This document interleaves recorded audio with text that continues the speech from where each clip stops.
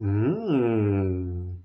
Good evening, everyone, and welcome back to another DMing Hadley game. Tonight, we are playing the Mercenary Guild Special Ops. And this is, let me see if I can get my head on straight, Season 4, Episode 5. And I'm titling this one, You Can't Make Old Friends, after the Dolly Parton song.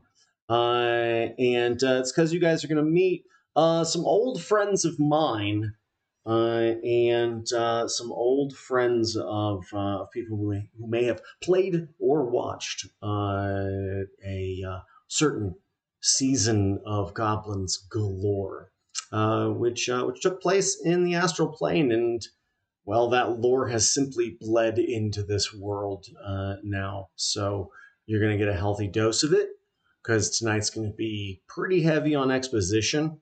And we're going to get a lot of time with each of your characters and see how they interact with some new friends, perhaps. So I guess that's about all I need to do on that front. Does anybody know what time it is?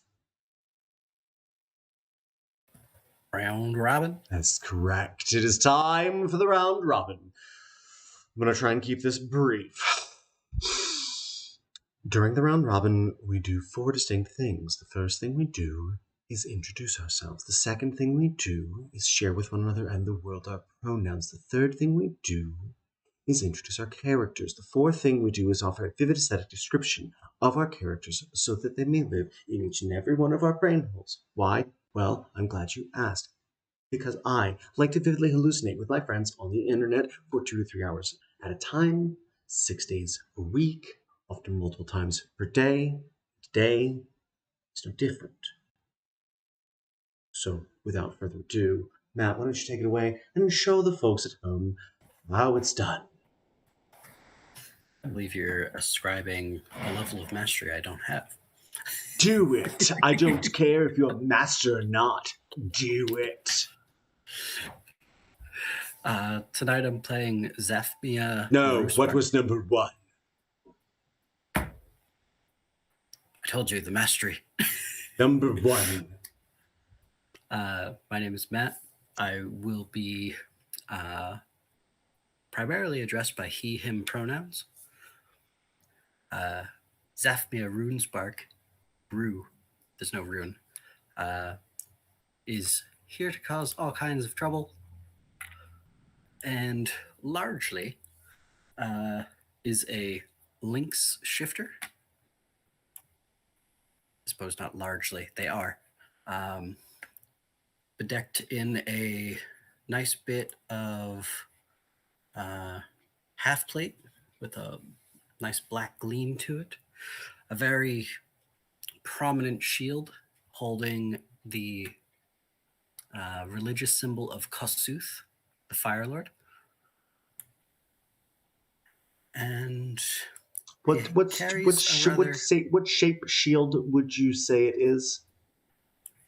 Star-shaped, 4-point. Okay.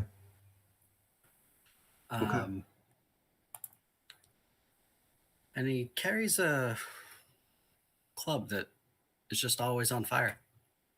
Just always on fire. Doesn't seem to burn anything. Doesn't ever seem to be consumed. Just always on fire. Cool. Do you just like have it hanging by your hip, or you're just like constantly walking around with it? Like anybody that sees you is like, okay, fine, whatever. We'll get out of your way.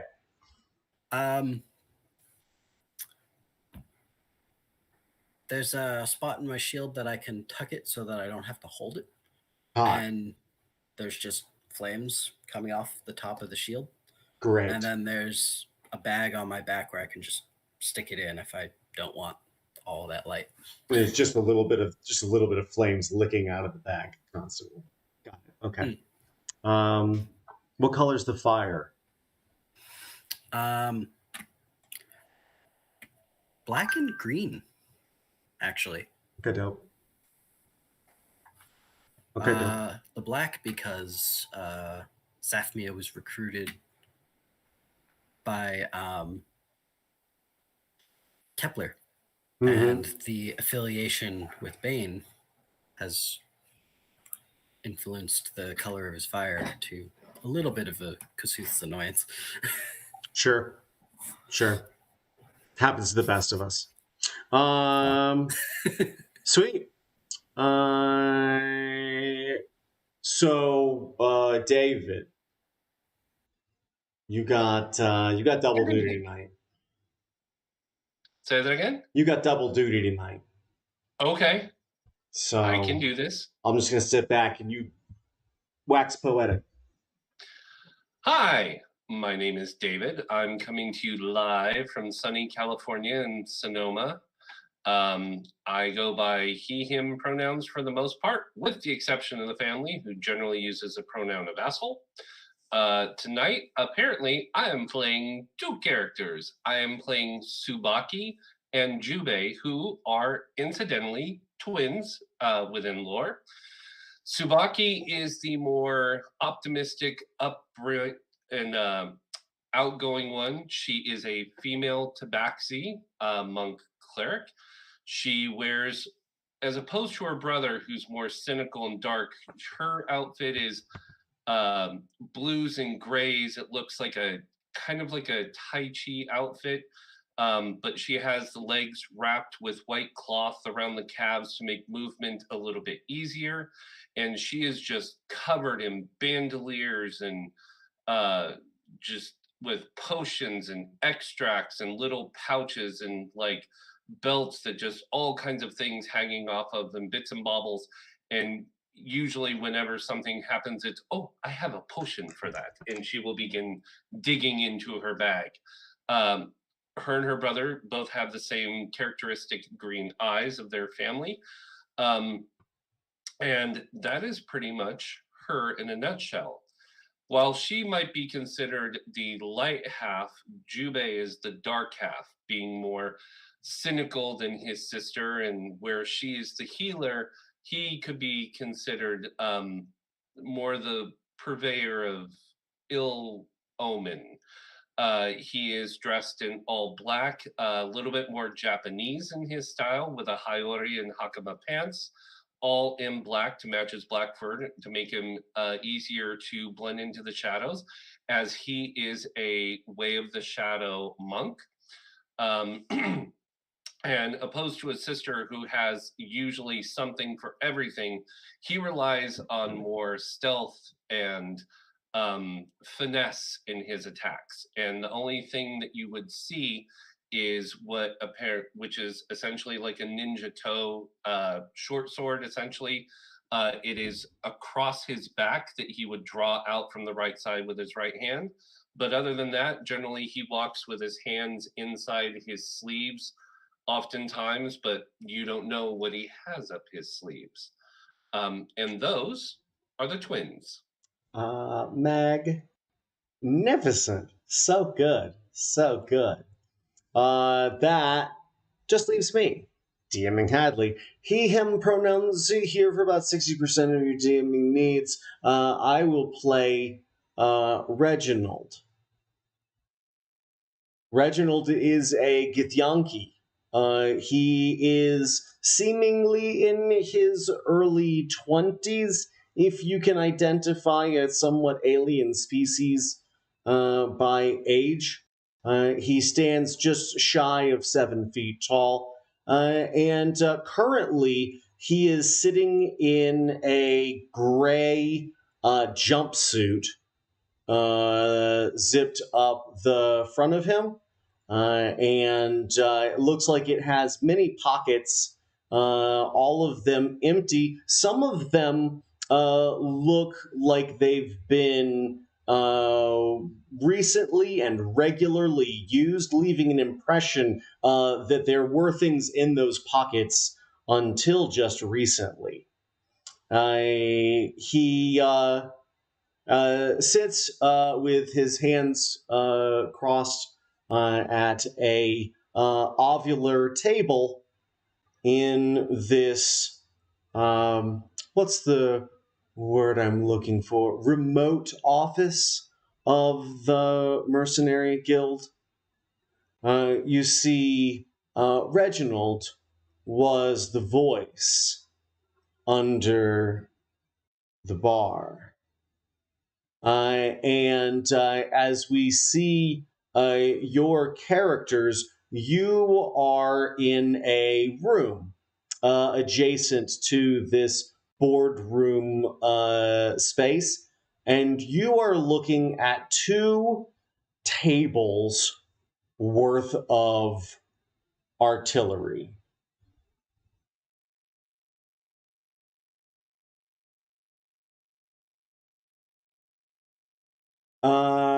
Anybody got any artificing skills? Arcana or insight to lean into? Okay. Insight would definitely work for Arcana for Tsubaki and Insight for Jubei. This is going to be interesting. I like this.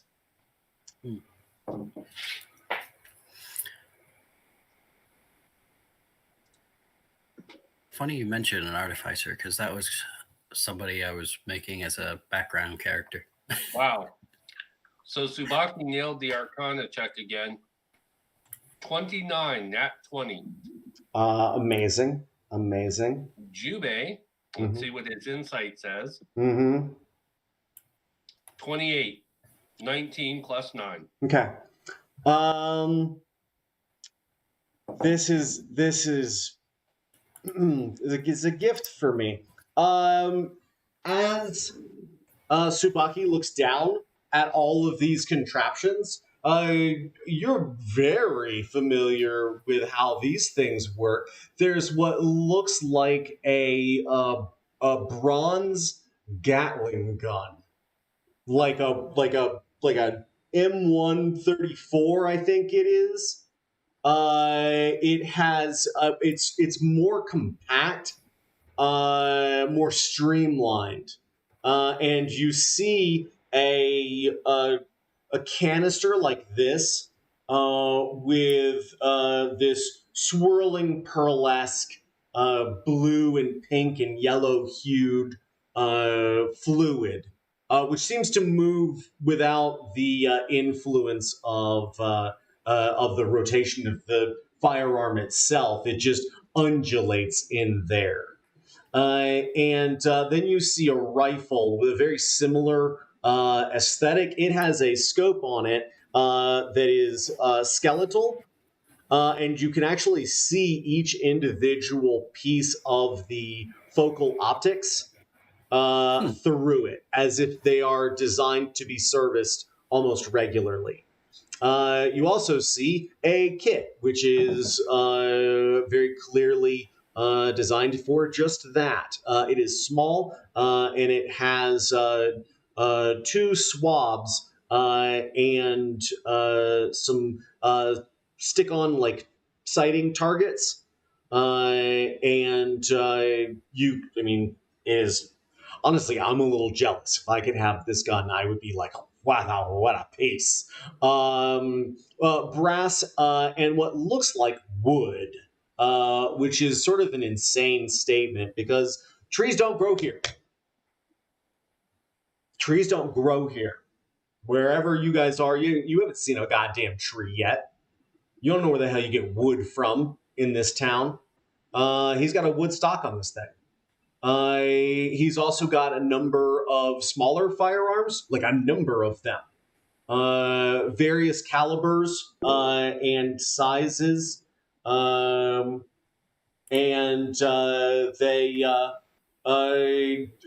similarly, you see this brass and wood and steel, and again, this sort of like these cartridges and chambers of this fluid magical material, which is obviously what creates the ammunition for these guns. And you look back into the room from all of this, and as you do, Tsubaki, you see the window looking into the boardroom where this guy is sitting peacefully. And you see the reflection of your brother. And as you do, you see Jubei's face sort of like twist in acknowledgement. And your brother looks like 2 cans of smashed ass. And then you blink and he's not there anymore. And you see this guy and he's looking dead at you through the window, which is he shouldn't be able to see you through that.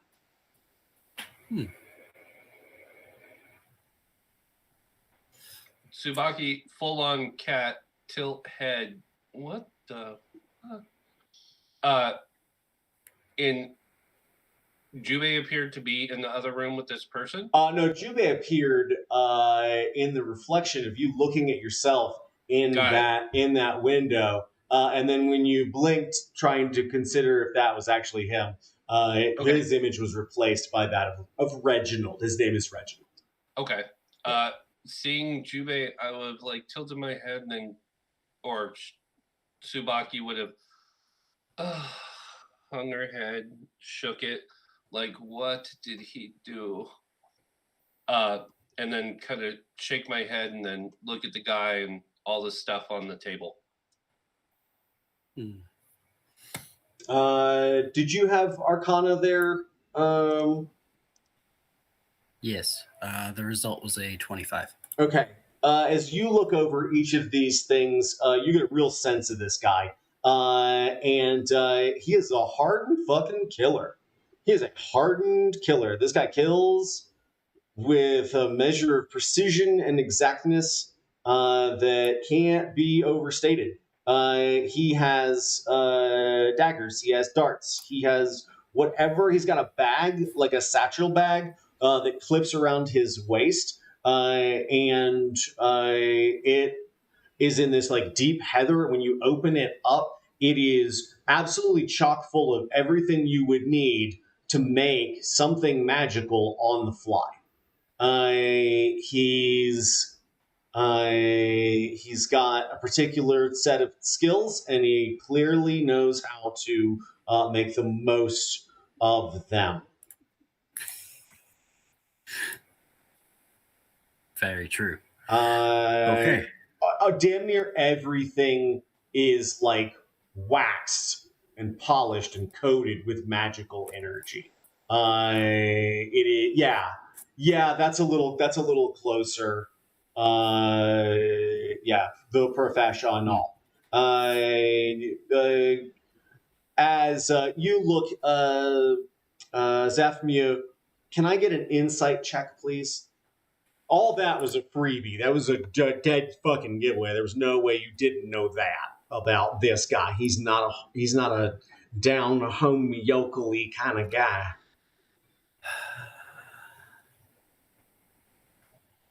I have an 11 with a nat 1. Yeah. As you turn around, you see his position in the chair has changed dramatically. He now has his big long feet, green long-toed feet. They're up on the boardroom desk. And you see he's wearing this dark heather charcoal jumpsuit. And he's leaned back, and he is twirling a dagger, which seems to match his set really nicely. Y'all checked him for weapons. He gave up most of them quite easily. Not all of them were on his body, but he did have a bit of a treasure trove to himself. And But you were pretty goddamn sure that this guy had nothing on him when you left him in that room, and now he's spinning around this sort of polished brass looking dagger with an olive wood handle and a little opal gem set where the crossguard is.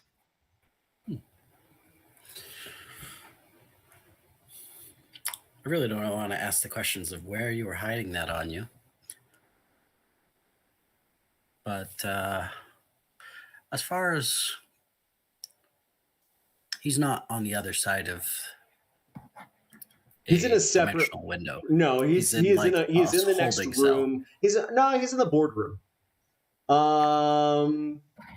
Yeah, you guys don't have like a brig set up yet. You're going to need to expand your offices if you're going to be taking prisoners. Okay. That's fair. It's not like this is a large building. There's other floors. You might be able to find another floor to let or another, unit that serves different purposes. Okay. You got to find a stable source of income, but and is LeBlanc or Obi present with us? It's literal. Actually, Obi is in the office. He's not in this space with you. Okay. He is sort of doing the secretarial work, and he's making some phone calls around town, trying to figure out, all sorts of logistics. Where do we get the pens and the paper for the contracts? And do we know anybody over here that can help us find these adventures? Is there anybody who's been to this place that can report whether or not there's... So he's handling a lot of the logistics side of things and administrative side of things, while everybody else seems to be on assignment or dealing with personal situations. But the two of you were sort of left in charge of this guy. He didn't come across as a threat. He was actually tucked away in a cage, actually, that he said he ran to when he came into the bar, came down looking for Queevert. And when he was down there, he heard some rustling, and when he did, he ran to the first open door, and shut the door, and was behind a barrier, but that was I would guess the cage that thing had been let out of. Maybe he's not sure what the situation was exactly, but it would have been very cramped, and fortunately you guys got there after only a few hours of him really in a horrifying position, just sort of being in the same room with the beholder, but not being immediately at its whims, given that it had been blocked off to prevent casting spells. But he sort of gave it up and was like, yeah, I'll come with you guys. And he didn't give you a reason to think that he killed this guy. So it's going to be up to you to figure out what you want to do with him. Or if he may be of some use to you. Anybody who's never truly unarmed is always going to be valuable, if awkward or dangerous to direct.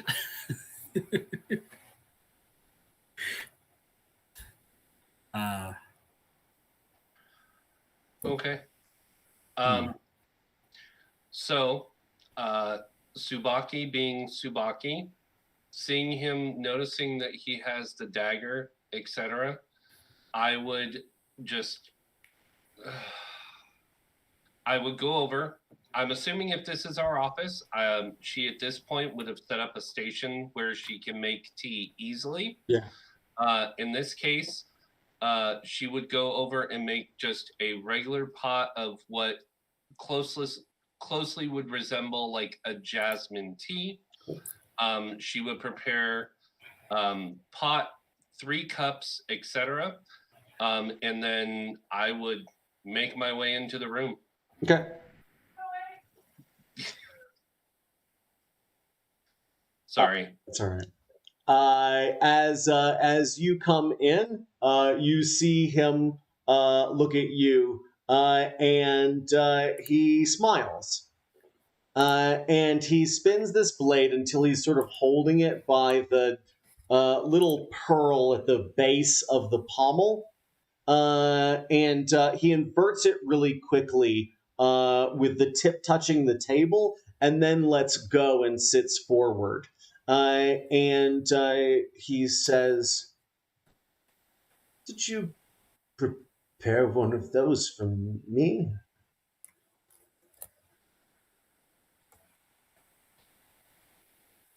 I had to control my D. Of course. What kind of host would you take us for if we did not make tea for our guests? And I will walk over, set the tray down. I would place the cup in front of him, pour the tea in for him, take the cup for me, pour tea for me. I don't know if Zafmia has come in yet, so I will just set their cup over to the side, but not pour tea in it yet, and then sit down across from him. As you sit down, he adjusts himself in his chair, pulls himself forward, and looks down at the tea, and then to the empty cup, and says, "If it suits you, we can begin without all parties present."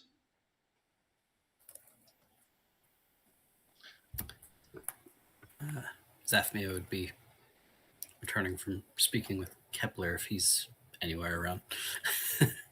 You can call him. There are sending stones. Or you can even just have Obi reach out to him. Understood.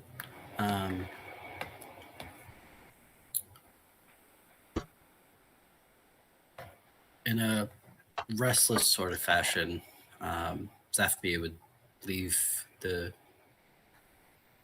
much of his equipment at the entry of the door, wander in, grab tea, the cup, make sure Tsubaki's okay with me just pouring a cup, and then go to lean back against the frame of the door. I don't like crowding people at tables. I like to be able to move. Here's a question. Do you leave the door open or do you close it? I leave it open. Okay. I wouldn't leave my stuff outside, just kind of very clearly. I'm not threatening you or anybody in this room with it. I just want to hold my tea. Great. Love that. He looks over at each of you, and he sort of nods and looks to Tsubaki and nods as well. And he says, "So, would you like to tell me what you're doing here?"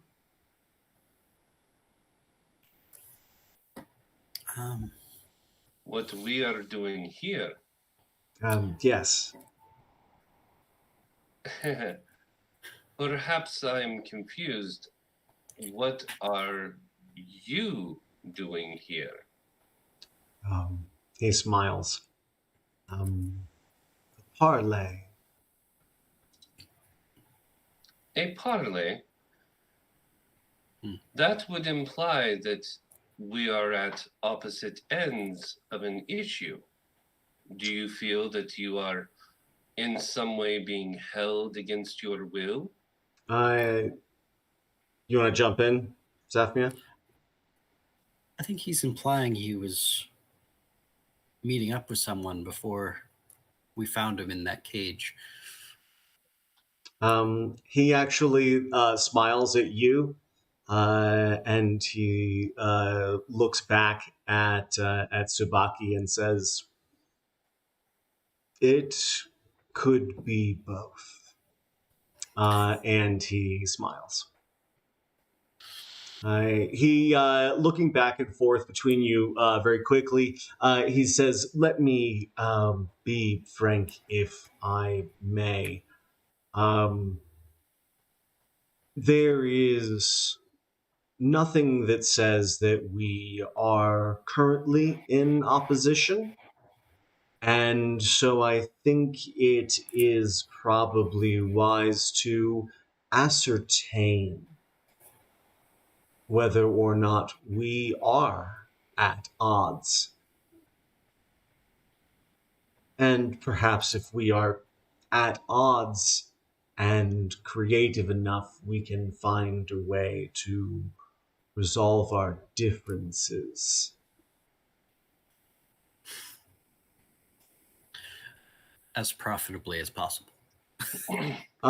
He sort of squints, and he says, "Are you in it for the money?"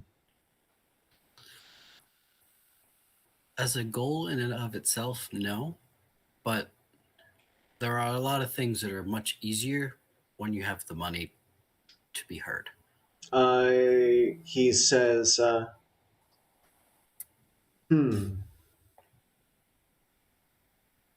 certainly we all have different tactics. He looks over at Tsubaki, and Tsubaki, are you still sort of like in your full get up? I would have left most of my stuff in the other room. I probably have a couple kunai hidden on me, but for the most part, most of my stash would be in the other room. I would still have my bracers on, but Cool.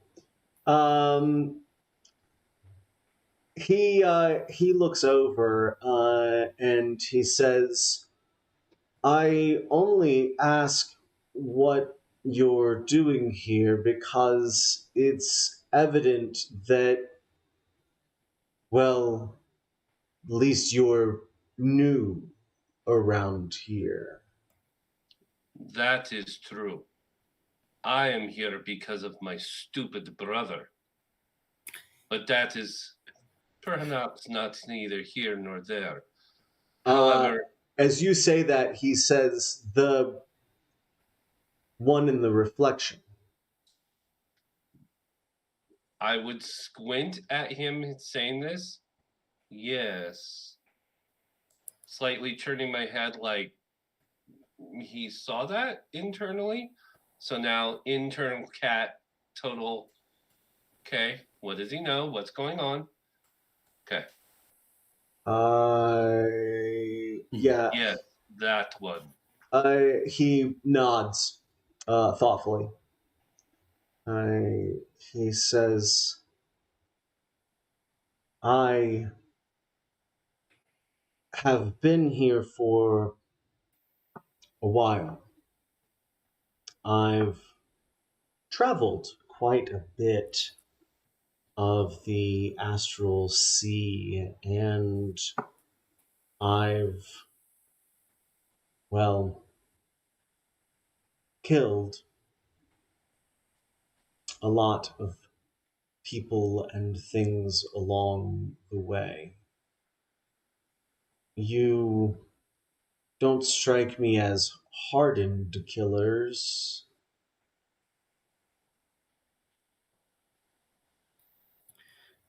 If I can, I have no qualms about taking a life of those who would do me harm or others harm, though I seek to heal if I can my comrades and those who deserve it. But make no mistake, Subaki would lean forward, put her elbows on the table, still holding the teacup. I will do whatever it takes to make sure that I am well defended, or my brother, or those who I consider comrades. He he smiles, and as you lean in, you hear a like the little hairs on the ends of your ears. At first, you think it's like the blood rushing to the tip of your ears from the suggestion that you're not like truly dangerous. And then you realize that as you're like starting to back away, you can see his knife was spinning very quickly, and just the tip of it, you see just the faintest bit of like dust from the glass top. And it slows down until it comes to a stop again.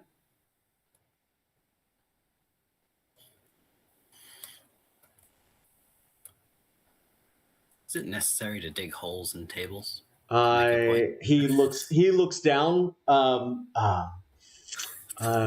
My apologies. And you see the knife rise up, and you see him lick his thumb, and you hear it across the surface, and you see a thin shimmer of this like oil slick pearl.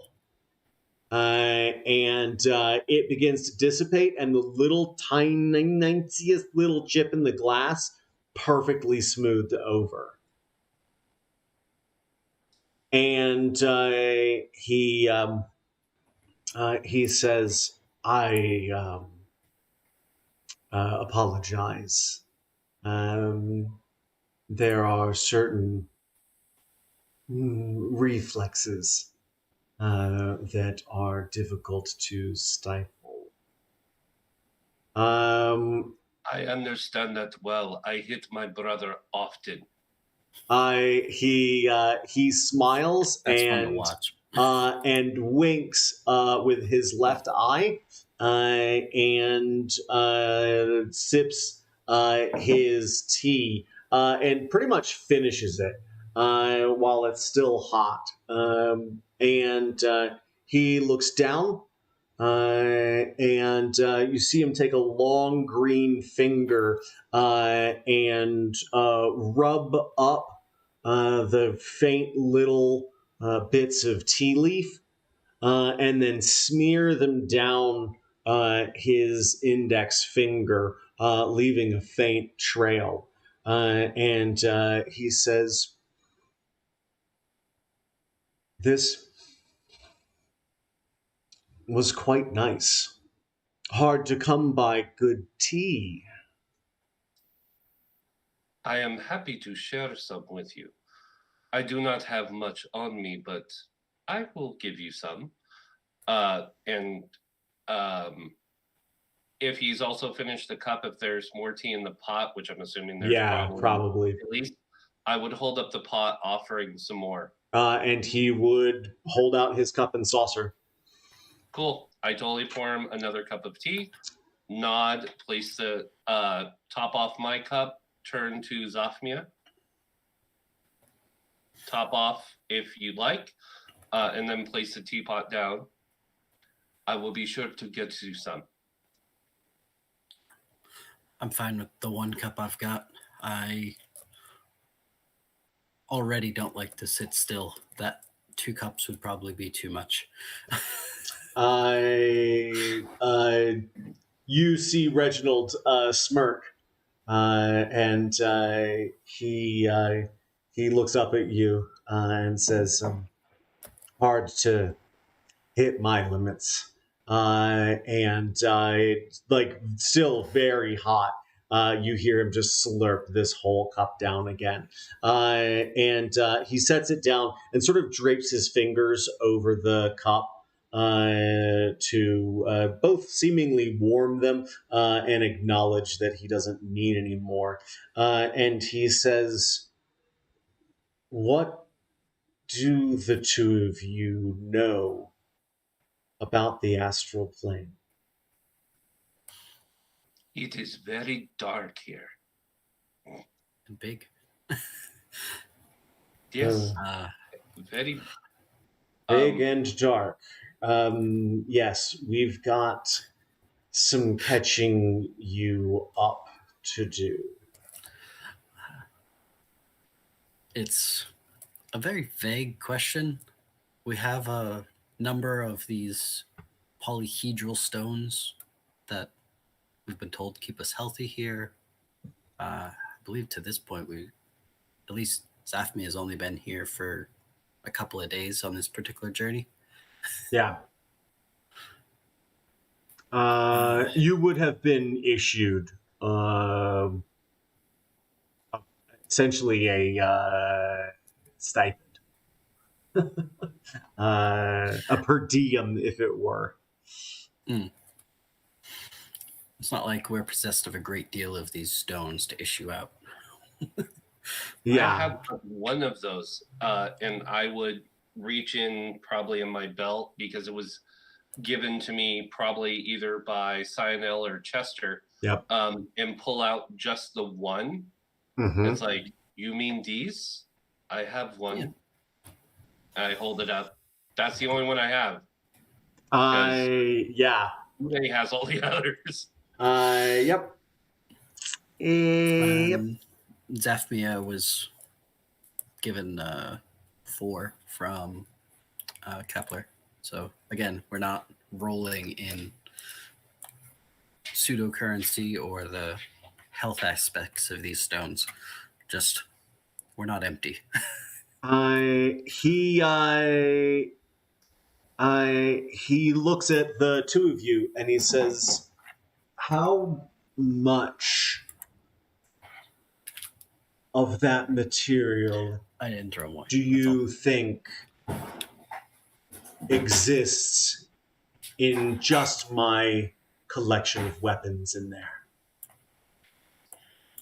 Of these stones, or just counts of weapons? Essentially, how many, like, I think at that, sort of looking at this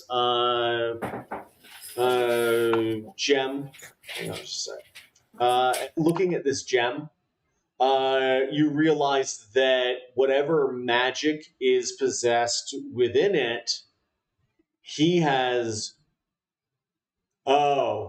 taken that and just mainlined it into his weapons. It is the source of the arcane, essentially energy that these weapons utilize. And I think that both of you are like, that means that one's repeating shot, or he's got repeating shot on like a few of these things. And he may even have elemental effects, spell casting effects that he can use these to activate. So there's all sorts of possibilities start running through your heads about what you could do with that much magical firepower. You also realize that each of those vessels does have sort of a capacity, and it does get drained over time, but he doesn't seem to have any shortage of it currently.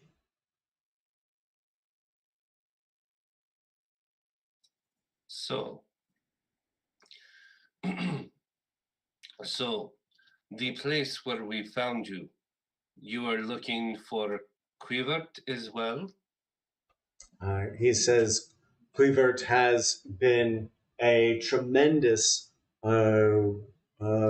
benefactor of information across any number of asteroids. It was unfortunate that he was no longer there when I arrived.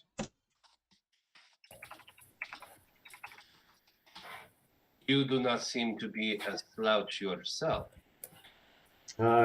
He says, I am knowledgeable of many things, but he has a finger on the pulse that even I cannot compare to.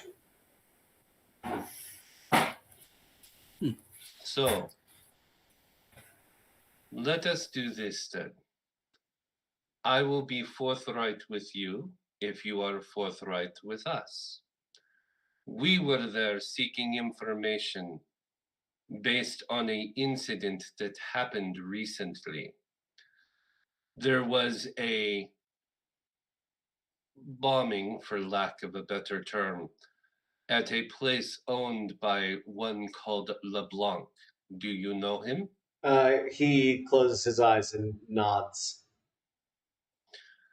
During this altercation, a ship commanded by Aramex Shulva proceeded to level the block without investigation, simply laying waste to home and business alike, indiscriminate in his killing.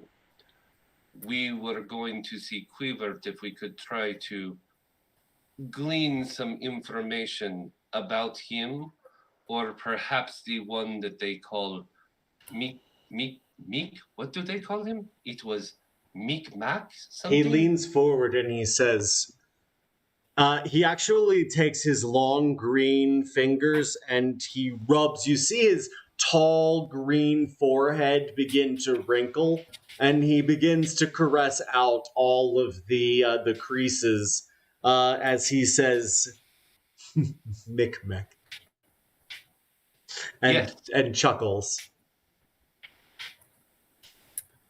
His commander also ordered subordinates in to arrest a couple of people. Didn't care. if He it was shakes bombings. he shakes his hand in the air. He says, "Do I actually have to spell it out for you?"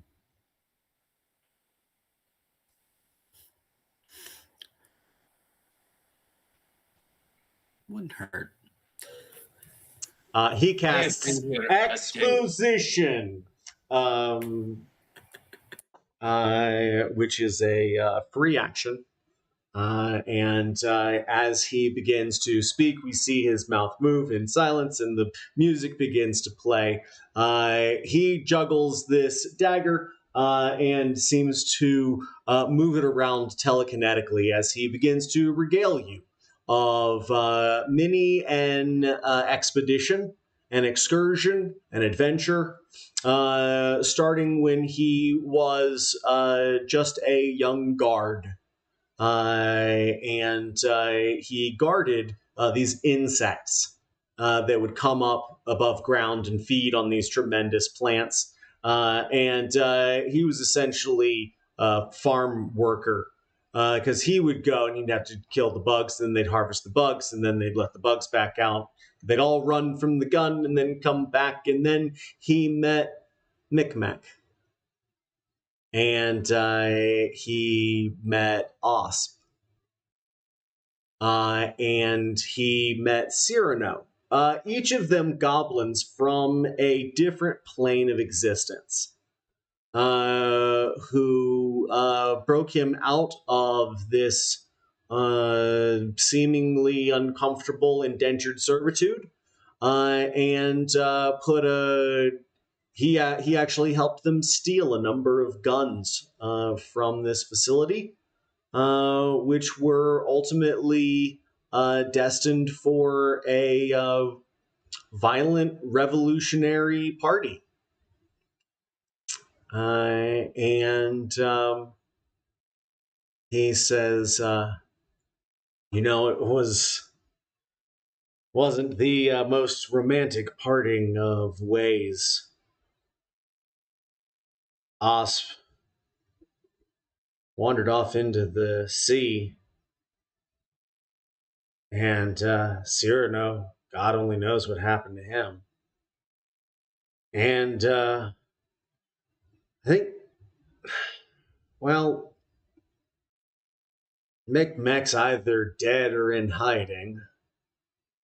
And either way, you're probably not going to see him. But I will tell you this, those that fly flags and wave patches in his name. I think they did get the point.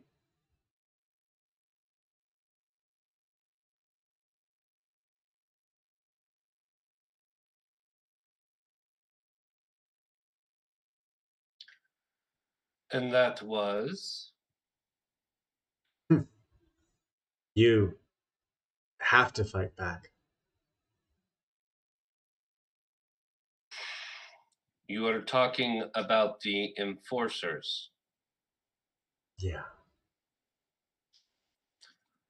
We have encountered some that do not seem oppressive.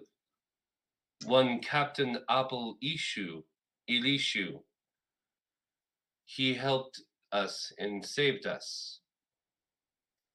Okay. I'm just gonna roll a history check real quick here.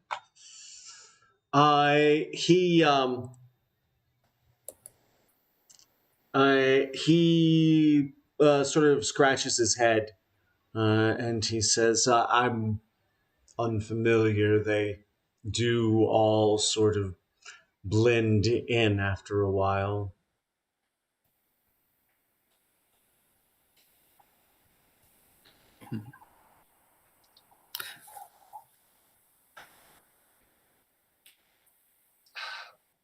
I am sorry, there is a peanut gallery to my left, Hmm. and they all look alike. Sorry.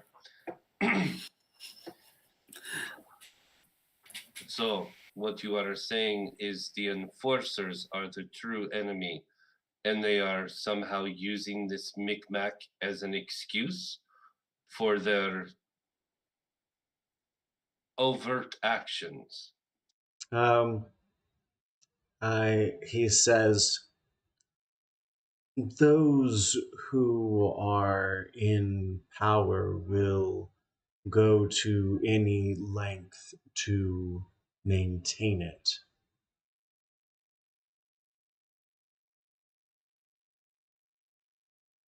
That is true on every plane, it seems. Unfortunately. At this point, Subaki would look over her shoulder at Zafmia.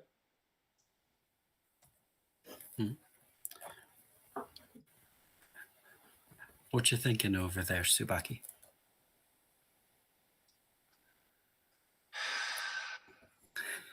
I would look back at, by the way, what is your name? I'm Reginald. I am Subaki. And I would tilt my head and bow. He steeples his fingers and bows in return. Cool. Well, Zafmia raises his cup of tea and twirls a finger with a bit of fire on it. Zafmia. Yes. Not from around here, as my name probably clued you in. He says, almost anyone could see that. And he looks back. He says, I understand that you have a cash flow problem. do we? We were, well, at least my brother was sent here on a mission by the Mercenaries Guild from our plane with a specific goal in mind. I was sent here simply to assist, but something went wrong. As for cash flow, I do not know that that has anything to do with our mission per se. He looks around the room at the except for the one just nice tea set in here. There's nothing in the cut crystal bottles yet. The rest of the bar is totally empty. He looks around. There's the partition between this room and the next one, and the window doesn't look like it's actually finished yet. And he looks outside, and there's no boat in the dock right now. So it's a pretty small office on the edge of town. He's like, Subaki's overarching mission is not necessarily the establishment of this guild and its accoutrement. That's something that another of our fellows has taken over. He says he's working with the skeleton crew. He says the child out front. No, Kepler, who I don't know that you've met yet. No, perhaps not. He looks over and he looks at Tsubaki, and his eyes start to squint, and he tries to focus on you, and he says, "Someone's pulling your thread." And as the word thread sort of thrums in your ear, you realize you hear like like someone is literally plucking the deepest bass note on like a bass guitar, just like holding and sustaining forever. And your eyes go haloed around his face. And then you see Silver, like, just spinning. Can I get a perception check from Tsubaki, please?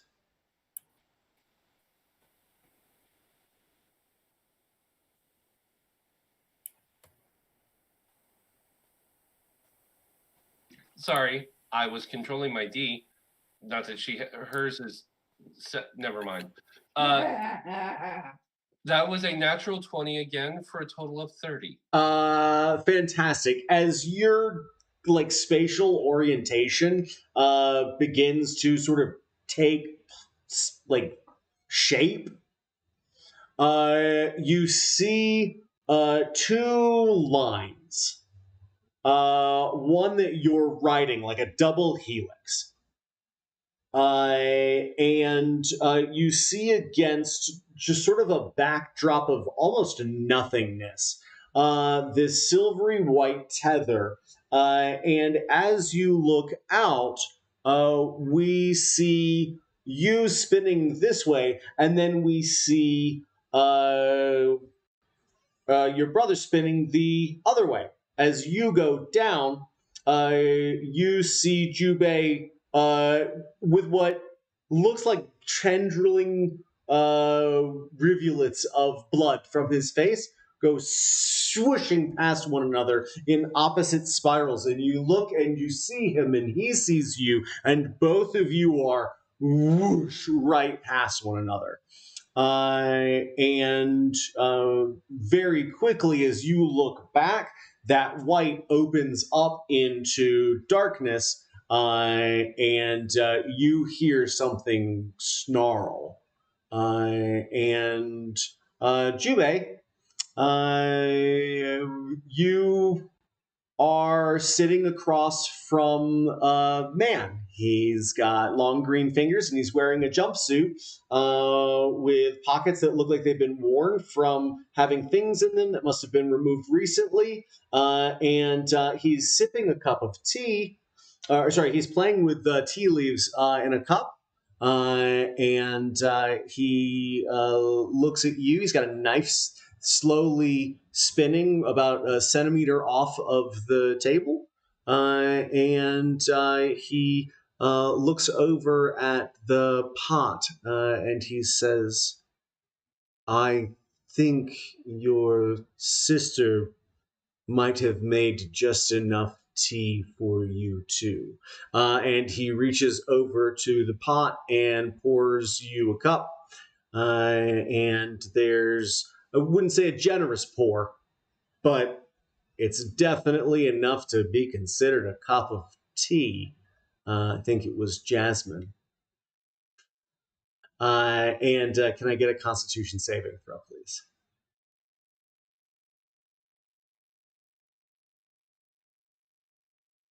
$13 this time. You cough, and as you do, we see a little bubble come from under your dark robes, and you see this guy set down his cup, and as he does, he leans forward and he casts Cure Wounds Okay. on you. And bear with me just a second here. He's going to do that at 3rd level. So let's do that. It's 5, 8, 13, 6 is 19. Plus 23 hit points you get back. And as this happens as he's just pushing the tea towards you, you feel like almost like he's using the cup as the transmitter to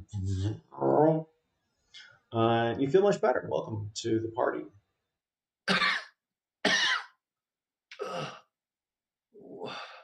What happened? He says, you don't know how it works, do you? What? How? What? Hmm. And as I look at the teacup, I wouldn't reach for it yet. Sure. This is my sister. Where is my sister? At this point, I'm assuming beaten, bloodied. I would full on stand up to the kind where you push back the chair, it falls over. Sure. Draw out a weapon and look at both him and Zophmia, who I don't think I've met. Nope. What is going on? This guy leans back in his chair and he says, well, first, your sister is probably wherever you were, and that does explain twins, right? Oh, she's going to be so pissed. Well, perhaps you'll be more inclined for what I have in mind. You don't understand.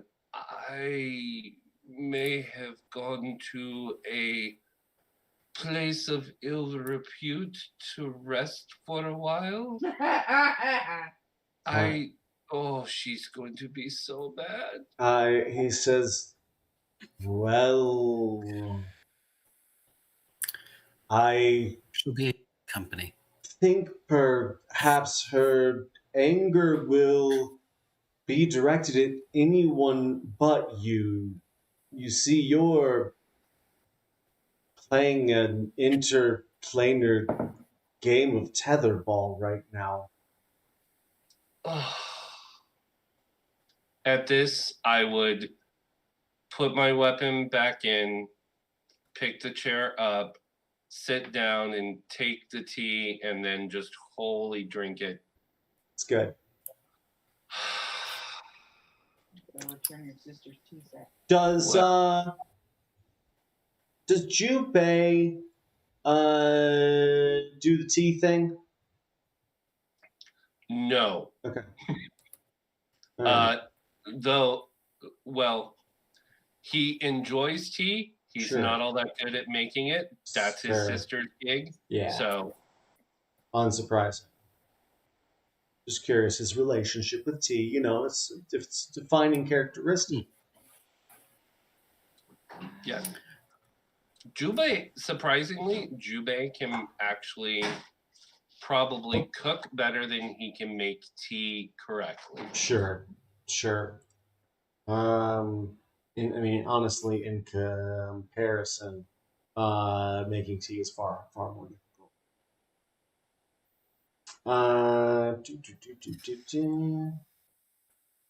Sweet. Wow. Great. Does Reginald look at all injured?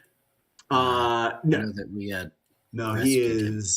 he is unencumbered and uninjured. He does have a few scars. They seem faint against his green skin, but in this horrible sort of fluorescent light in this office, it does bring out the worst in those scars. So, what happened? And you can totally just cast exposition, sure, fill in the details for Judabay, bring him up to speed. Sure. Sweet. I cast exposition. As the three of you reconvene, you hear. We see Reginald now. His stomach begins to growl, and you see him reach down and roll his finger as if over a marble,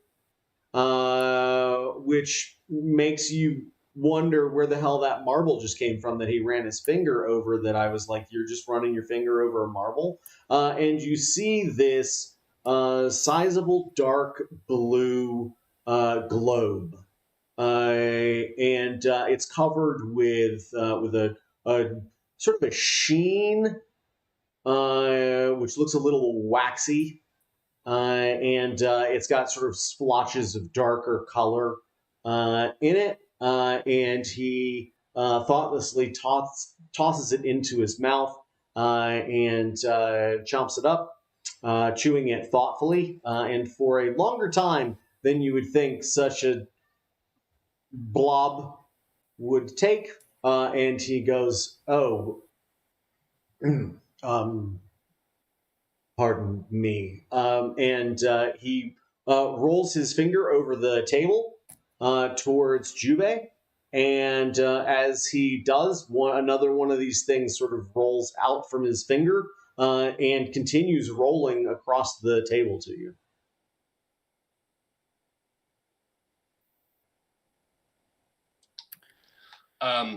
I would stop it with my hand and then pick it up and inspect it. Okay.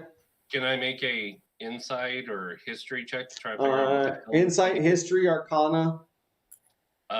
Insight, history. Insight. Sure. Go with that. What do you got? 24. Yeah. You're like, I eat this.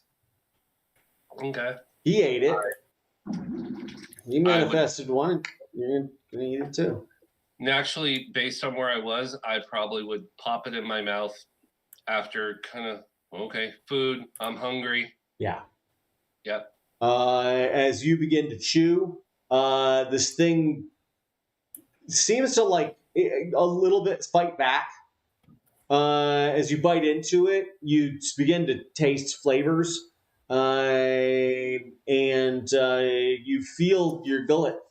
Like there's stuff going down it, but there's only little bits of stuff getting in you. And you got chew and chew and chew and chew, and as you chew and chew and chew and chew, little by little, you start to feel like, damn, I'm really eating. I'm eating right now. And he nods as you're still just like, okay, I'm still eating this thing. And just when you're like, okay, I think I've had enough of eating this thing, you chomp one last time, and it's sort of like a gushers just sort of and finishes with this like delicious wine flavor. Like you just had like a really old port, And really, just as it goes down, you're just like, "What the? Wow, that was a palate cleanser." Name of the God That- Snopper? No, what was the thing? Yeah, it's whatever the thing was from like Willy Wonka that she ate that had all the meal in it. Yep. Awesome. I would nod thankfully. That was surprisingly good. Thank you. And I would bow. If I we're look around. sharing food, I have some delicious strawberries. I don't know if you've had some fresh fruit in a while. He raises his eyebrows and he says, "Don't say those words too loud around here. Someone might hear you." And as if on cue, you hear Obi sniffing. Did someone say fresh fruit?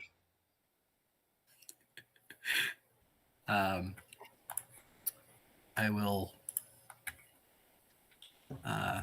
with an unusual incantation and prayer to Kasuth, summon some strawberries Okay. with a good berry. He looks over, and he says, "Actually, can he have one? Are you just gonna give him one?" Yeah, I have no issues giving Obi one of these strawberries and Obi wants one for sharing with sure. Reginald and Yeah, David, if you offer one to Reginald, he's gonna really like sniff it. I don't know if you guys ever like smell strawberries, but once they're like cool, they don't have very much of a smell. Is this one warm? Is it cool? Is it like it just came out of a refrigerator, or just like it just been picked? This is like just been picked on a sunny day. Okay. You'd almost say that it's almost a roasted strawberry. Oh my god. Yeah. Okay. All right.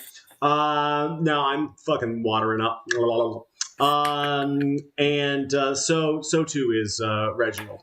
As you see his eyes begin to like water with delight, and he says, and he bites the end of it off, and he starts chewing, really working through, and he goes, God, I'm gonna be sick after this.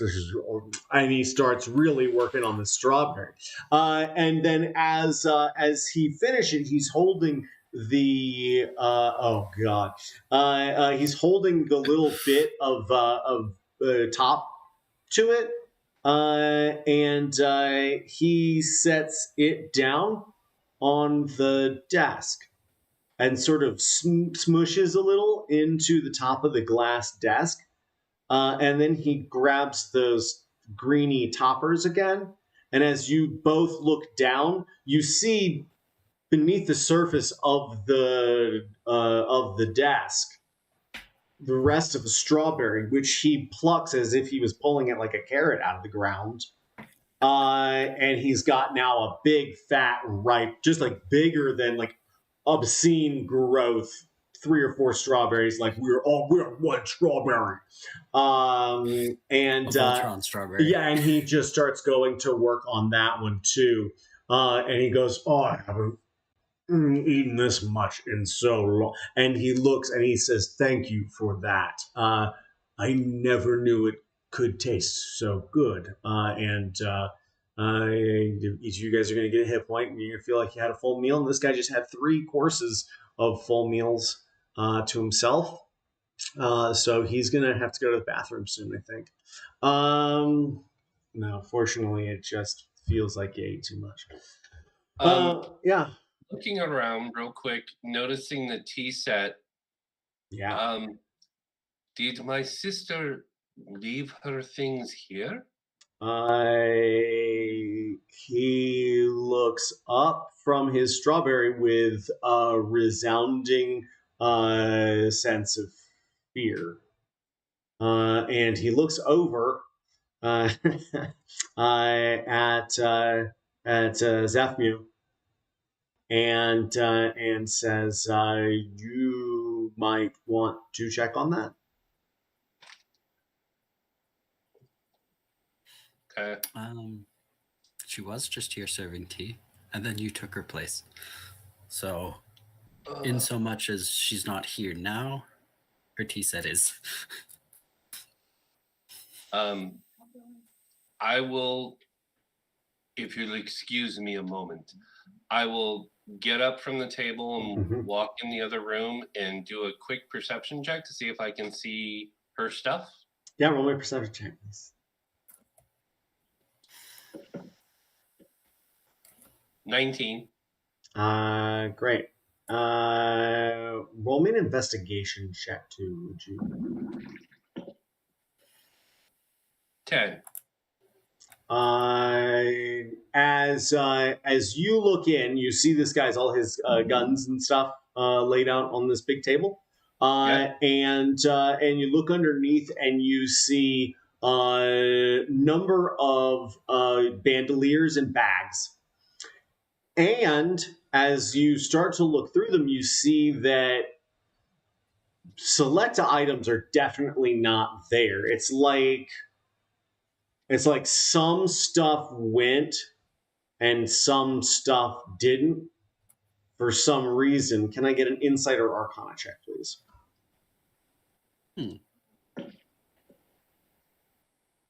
14 arcana. She might have some. It must be some sort of like something she made, something that has her like essence in it. Okay. So essentially, all of her potions that she sort of poured herself into and stuff like that are going to end up going back with her, and whatever various accoutrements are necessary for, you know. I'm sure she made whatever they're in. So all of that's going to have like the essence of her to it. But the bags that she just sort of bought don't really, the bandoliers, those things didn't have that same sort of sentimental attachment. So she's going to have a pile on her hands, but she won't be emptying it. Okay. I was looking for something in particular that I knew that one of the things that she was carrying. What are you looking for? Black sap. Yeah, if you're looking for mundane like reagents, there's a bunch of those. In this case, it is a tarry substance harvested from the dark boughs of the Death's Head willow and is a powerful intoxicant. No, it wouldn't be that. If it was a reagent for some sort of spell or potion, Yep. But no, if that was something that she created, or something that had some sort of connection, it was something that you would have been bought or harvested. So then I'll just go with the investigation check and say that with a 10, that's not going to produce such a magnificent thing. Okay. Well, at least I will mutter under my breath, well, at least she won't be completely unprepared. Sweet. She's still going to be so pissed. And then I will return to the room and sit back down.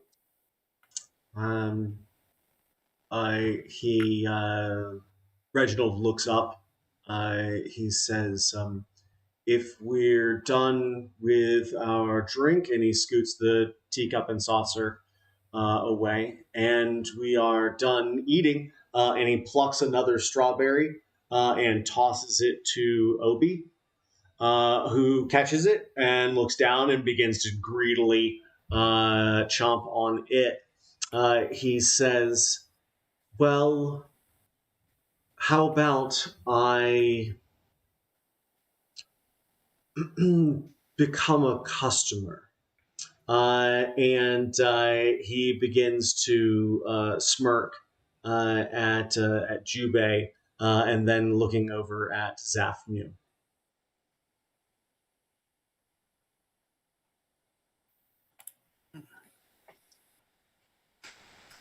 I would look over my shoulder at Zafmia because I don't know what transpired before this.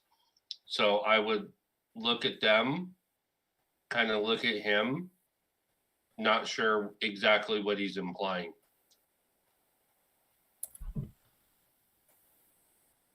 Suppose the question is, what exact service are you offering? Information? He says information to begin with, and resources when all is said and done, plus technical support on the ground.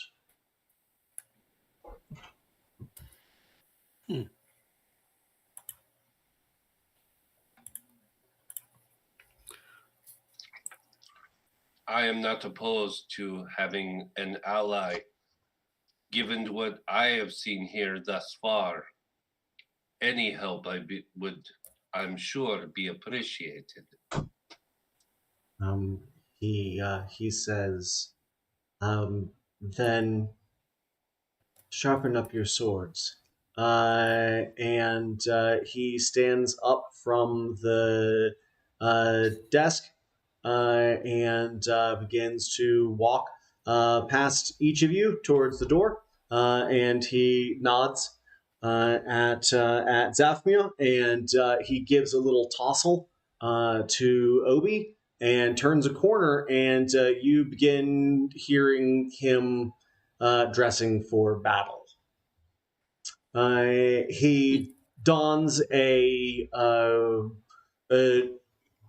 sort of gray vest over that of his jumpsuit. You can see that he keeps a couple of things in these pockets, and the vest fits smartly over that. It seems to be reinforced, but cut to allow a maximum amount of movement. He then slips on a backpack that is integrated into two shoulder pauldrons. He slips his arm into two bracers, which have a little cup for the elbow on either side. He chucks his sniper rifle over his shoulder, and you see him lift up this like machine gun, and sets it barrel first down over the other shoulder. And it seems to actually get smaller as he puts it on his shoulder. But it does look like it's still got a little bit of weight to it. And then he just starts tucking in pistols, and he grabs a big cloak after all is said and done that seems to be between gray and green in a dark like texture that almost makes him look invisible. Even just looking at him in this room, you're like, Jesus, is he there? And then you blink and he's standing closer now. And he says, do you have a problem with casualties? Jubei? No. Though, my sister would always want to spare the innocent. He says, he reaches up and puts his hand on your shoulder, long green fingers in these dark heather gray-green gloves. And he says, don't worry, there won't be any innocence where we're going. And yeah, go ahead. No. I wasn't going to say anything. Needless killing I view wasteful.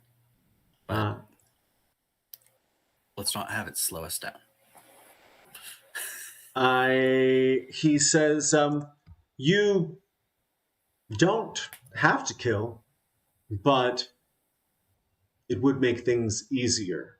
If need be, I can take care of the greasy stuff. And he smiles. Riley. And as he does, he pulls his hood up, part of which is a mask that sits just below and above his eyes. And the hood comes out to a flat point about 6 inches in front of his eyes, and then hangs cowl-like around his neck. And he walks out and says, "Do you need any help getting down?" And he swings a leg over the banister outside and looks down into the city below.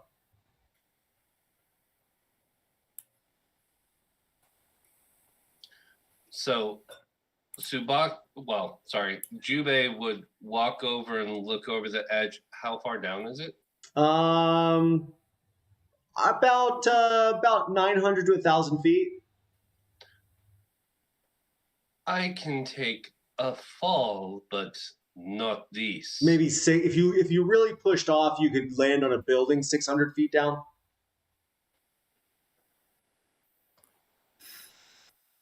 I believe assistance would be appreciated. I would look back at Zophmia.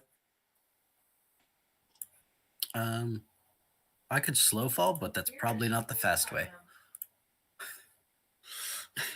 Do you have something faster in mind?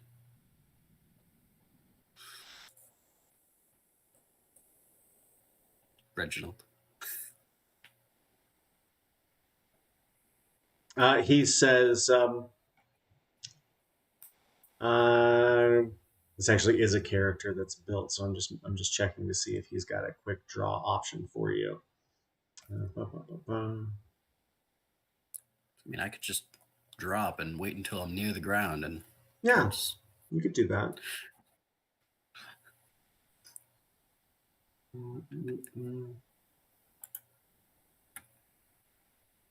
Okay.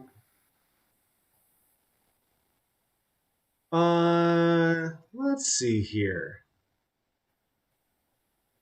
He says it would take a little longer than I think we have time for. But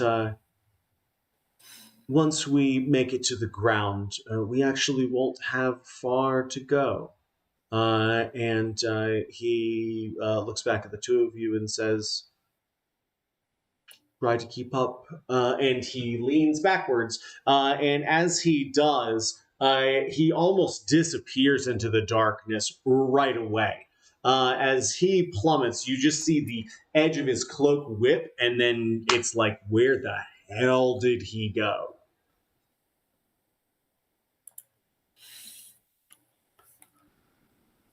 Do you have a way down, Jubei?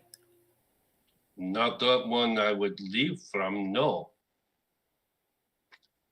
I see.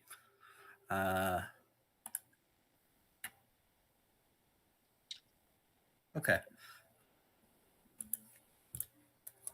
Just a moment. Sister would have had a way. It's cold. Ice cold. Slow fall, a sorcerer's spell? I swear I had that. Feather fall. Feather. That's it. Casting time reaction. Okay. I think it's you and up to a number of other creatures.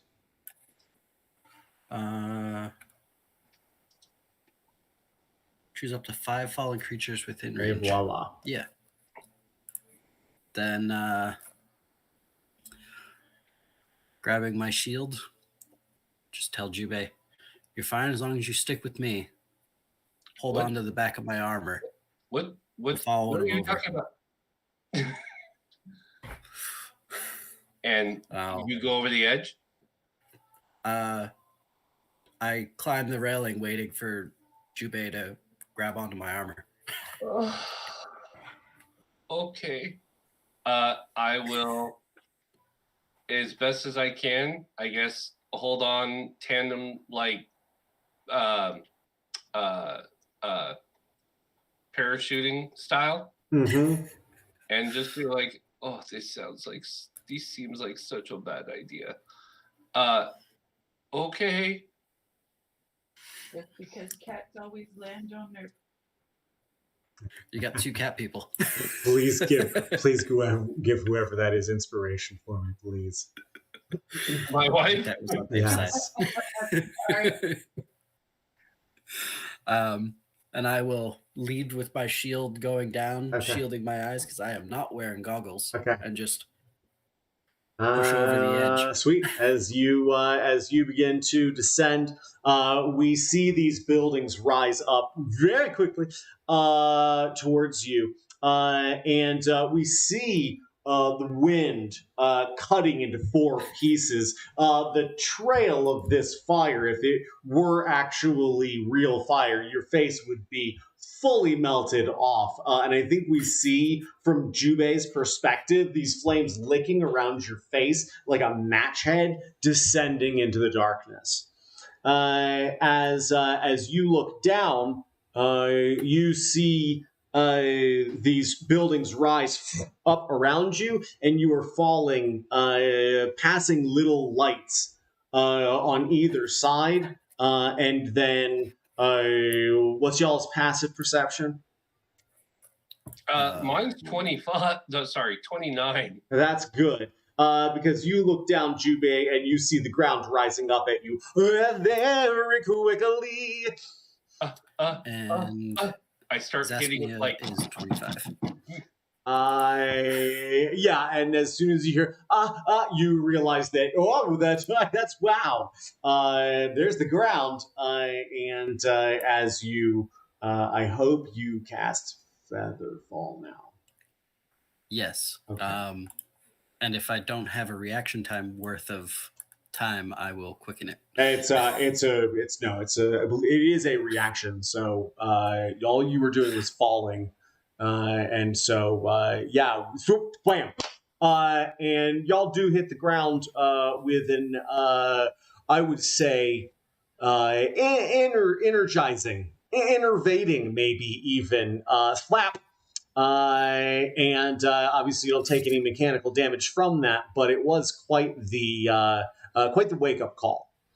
And y'all have pretty good perception. So from the middle of the road here, you can see what looks like a little brigade of piano black vehicles. They look like wagons. They have wheels, like wagon wheels and axles. But they are obsidian black and shiny. And these 4 large wheels trundle on each of these 3 wagons down the road. And as you look around, you do not see Reginald. He is not around here. But as you look up, you see these 3 turn onto the road that you are on, driving away from you about 100 feet away.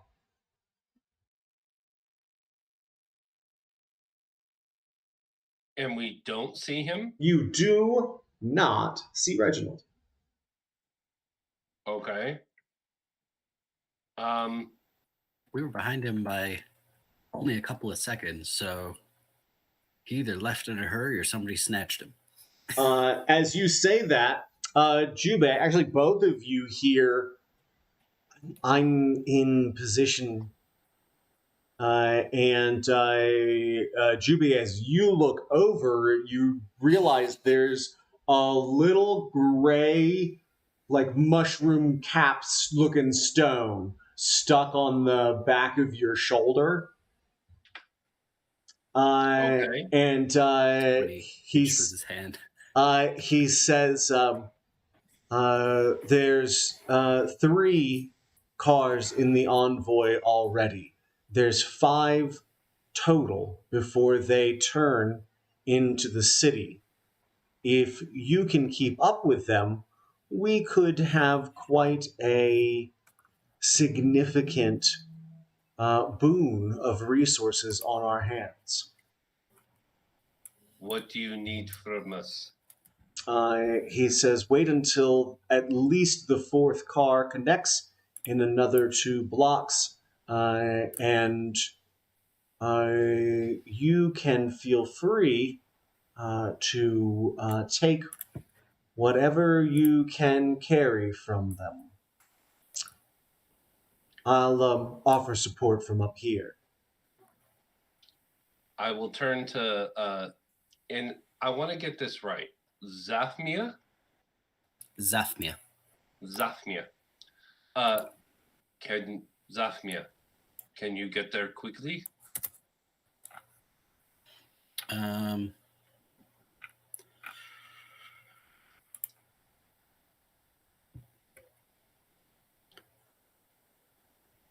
Let's see. 30. If not, do you have something I might be able to put copious amounts of things in? The cars are moving, guys. They're going that way. Yep. Let's move right along. I can boost. Do a little walk and talk, quick, shall yeah, we? A run. little mall walk. Just put some hip into it real Yeah. quick. Is Jubei starting to pull away from me? Because I think he's faster than me normally. Oh, yeah. Well, I can get there. That's the thing. I just don't really have.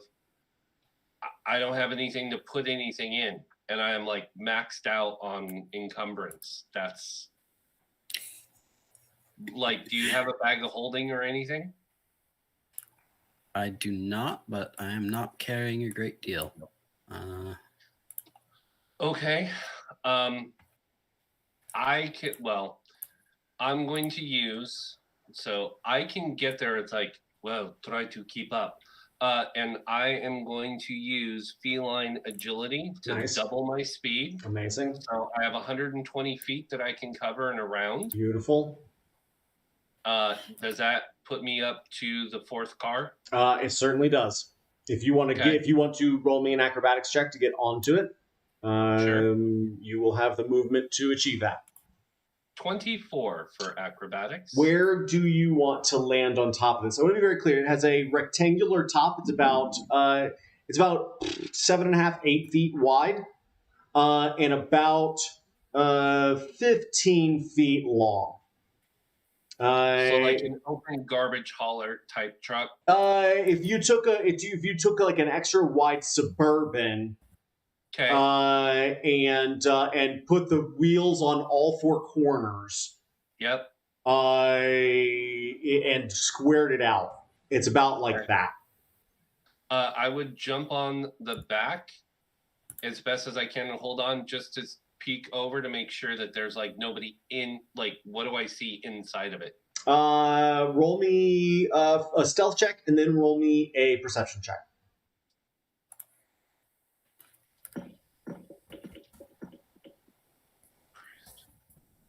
19 for stealth. Okay.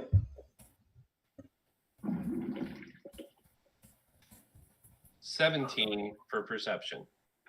Okay. As you try to look into this thing, all you see is your reflection.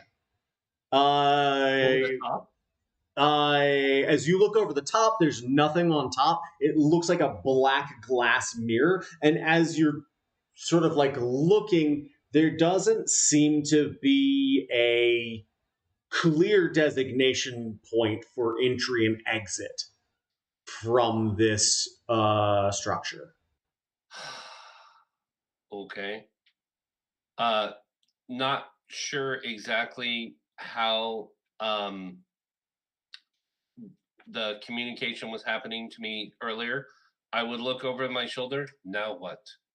Speaking in, I guess, to like the mushroom. Yeah, he says, "Oh, you're not quite to the fourth car, by the way. This is just the back car of 3. But as you look over, you can see now another vehicle turning onto the road up ahead, and it does look like this convoy is inbound to meet it. He says, "Well, I'm gonna kick the bee's nest, and you're gonna swat them." And you said Zaphmi is going to do expeditious retreat and get on to the business. Indeed. Okay. And we were pointed towards the fourth car in particular. The rear car. You're catching Rear up with these with this convoy essentially. Gotcha. At 90 around, am I faster than Jubei?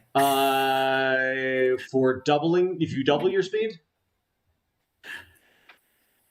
Because I think I was just curious. I think 120 is what Jubei's got, which means you are probably still faster. You are probably still pumping behind this thing, but I will say you are moving faster than it. So in the next round, you will both be sort of caught up, and you hear, as you're sort of looking over the last of these cars, you see whoop, whoop, whoop, and now you start to see that fourth vehicle, and then you hear on your shoulder, if you wait until just before the fifth one joins the convoy, he says we could get quite the haul. And can I get a stealth check from Zaphmia? Wait, before you do that, before you roll, once I hear that, I would be like, well, if stealth is the name of the game, and I'm going to cast using 2 key points, pass without a trace. So as long as Zaphmia gets within 30 feet of me, we have +10. Okay. You absolutely will. And I would like your regular roll. Just tell me what that is before the +10. And go from there. All right. 22 for the roll.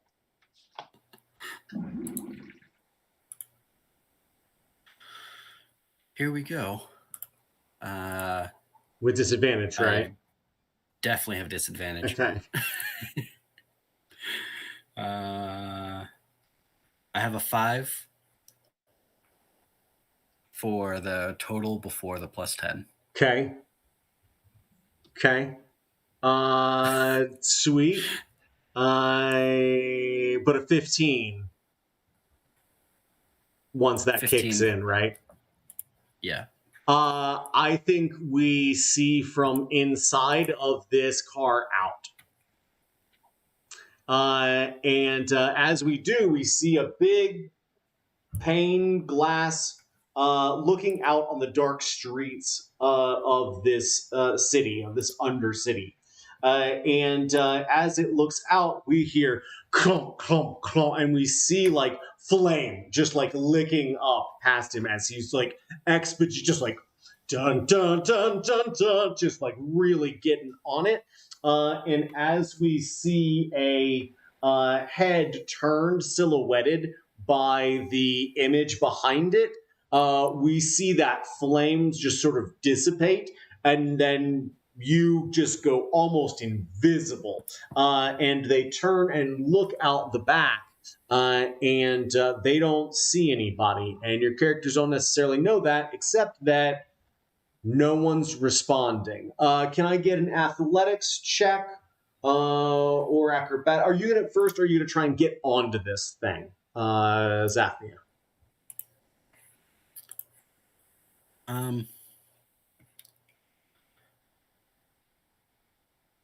I'm more going to try to get, depending on where there is to grab onto it, probably try to get ahead of it and jump so that as I slow in the air, I land on it for acrobatics than to try and zoom up to it and then haul up. Okay. I like this. Roll me another stealth check, please. Yeah, because now I'm out in front where they probably can see. But those are much better rolls.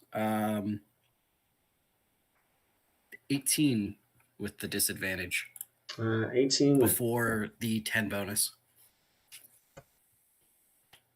I'm not sure how many checks that applies to. We see heads turning inside of this thing, left and right, scanning, and every time they move left and right, we just see you like whoosh, like jump up. And as you land on top of this thing,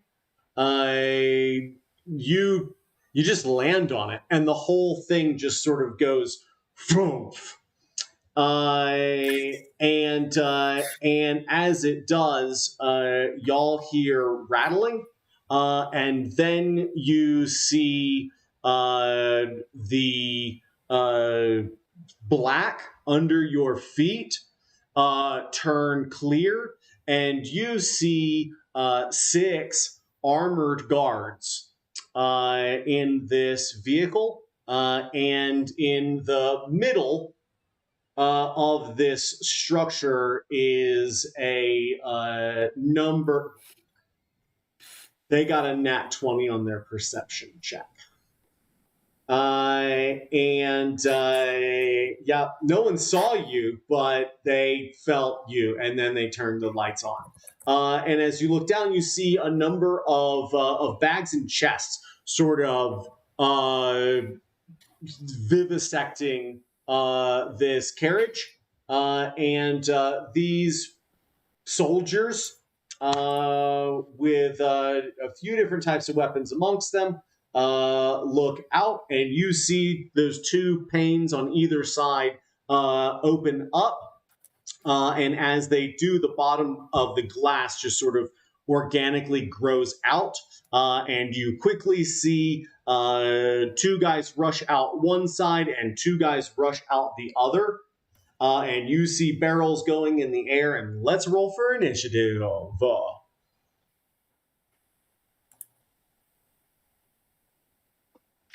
That would be an 18. 18. Okay. Nice. And 24 Zaphmia. Ooh, Zaphmia with a 24. 20, unless I had a 4 bonus. Oh, I thought it was. Sorry, I thought I heard 24. 20. Okay. Zaphmia with a 20. And great.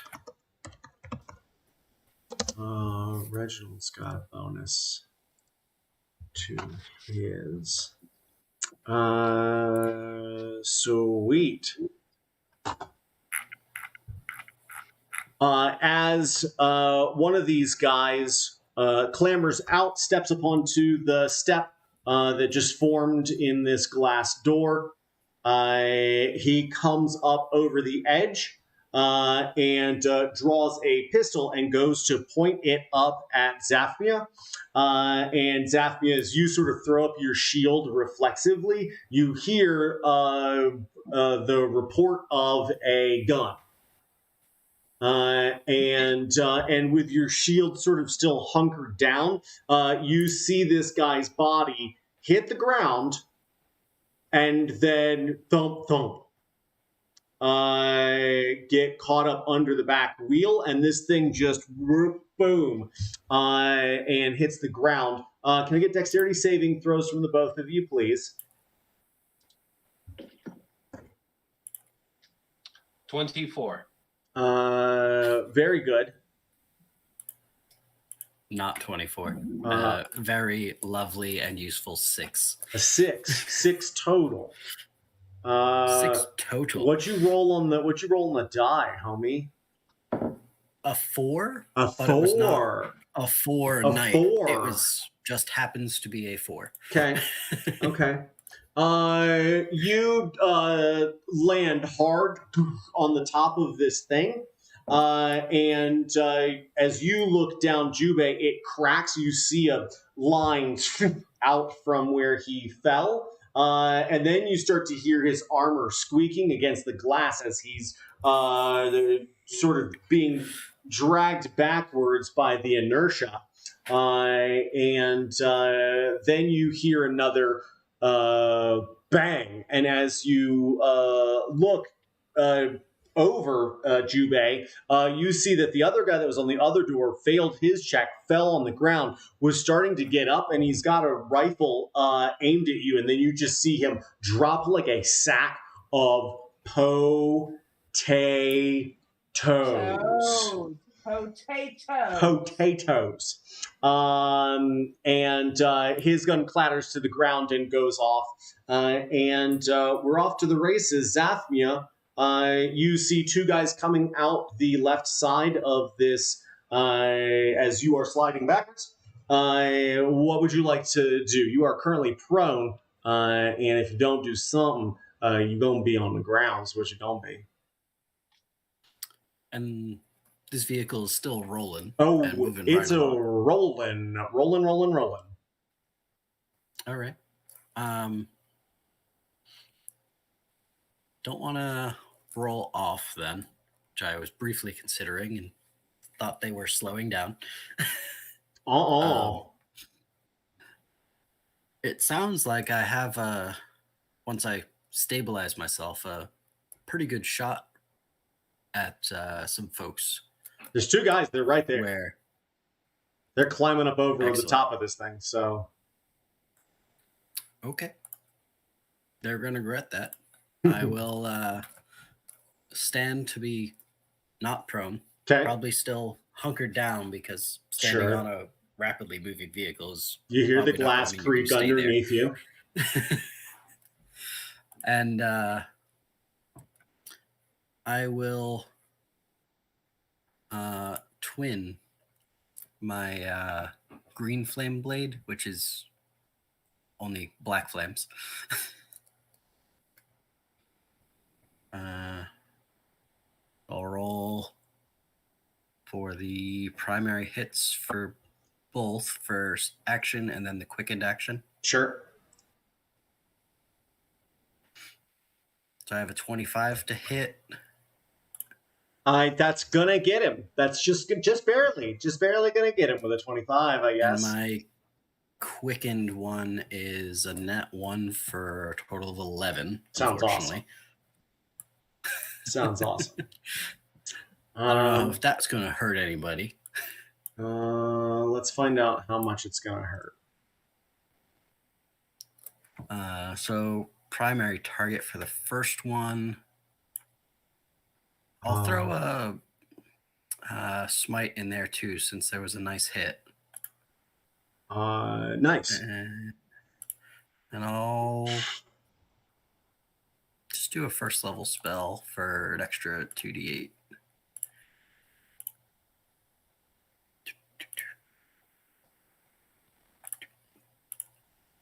All right. So primary target gets swatted for 27. 27 points of Including all damage. smite. Okay. The secondary target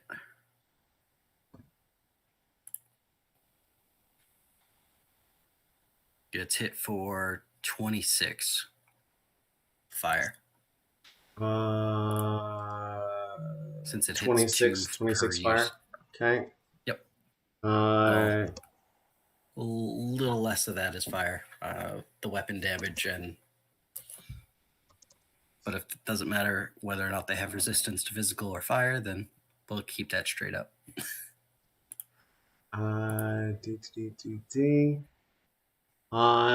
The first one falls backwards. The second one hangs on. And does a 21 hit your armor class? Just barely. I got a 20. He shoots you. You got plate armor on? Half plate. Half plate. He shoots you like in the sort of kidney area, in the love handle region. Just one-handed with his gun as he rifle as he comes up over. And just want to see what that damage is real quick. That's going to be 15 points of damage from that shot. He is going to retain his grasp on the vehicle, and you see a person begin to peel out to replace that guy, and there's another guy on the other side coming out too, just for both shits and giggles. Speaking of shits and giggles, Jubei, what's up? Okay. I can see into this car now through the illuminated top. Correct.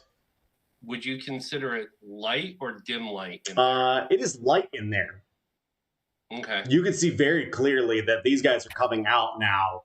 And you can see that there's quite a bounty. It's not actually a tremendous amount of space. It's only about 3 feet of that wide, and maybe about 3 or so feet tall. But it seems to have a bunch of stuff just sort of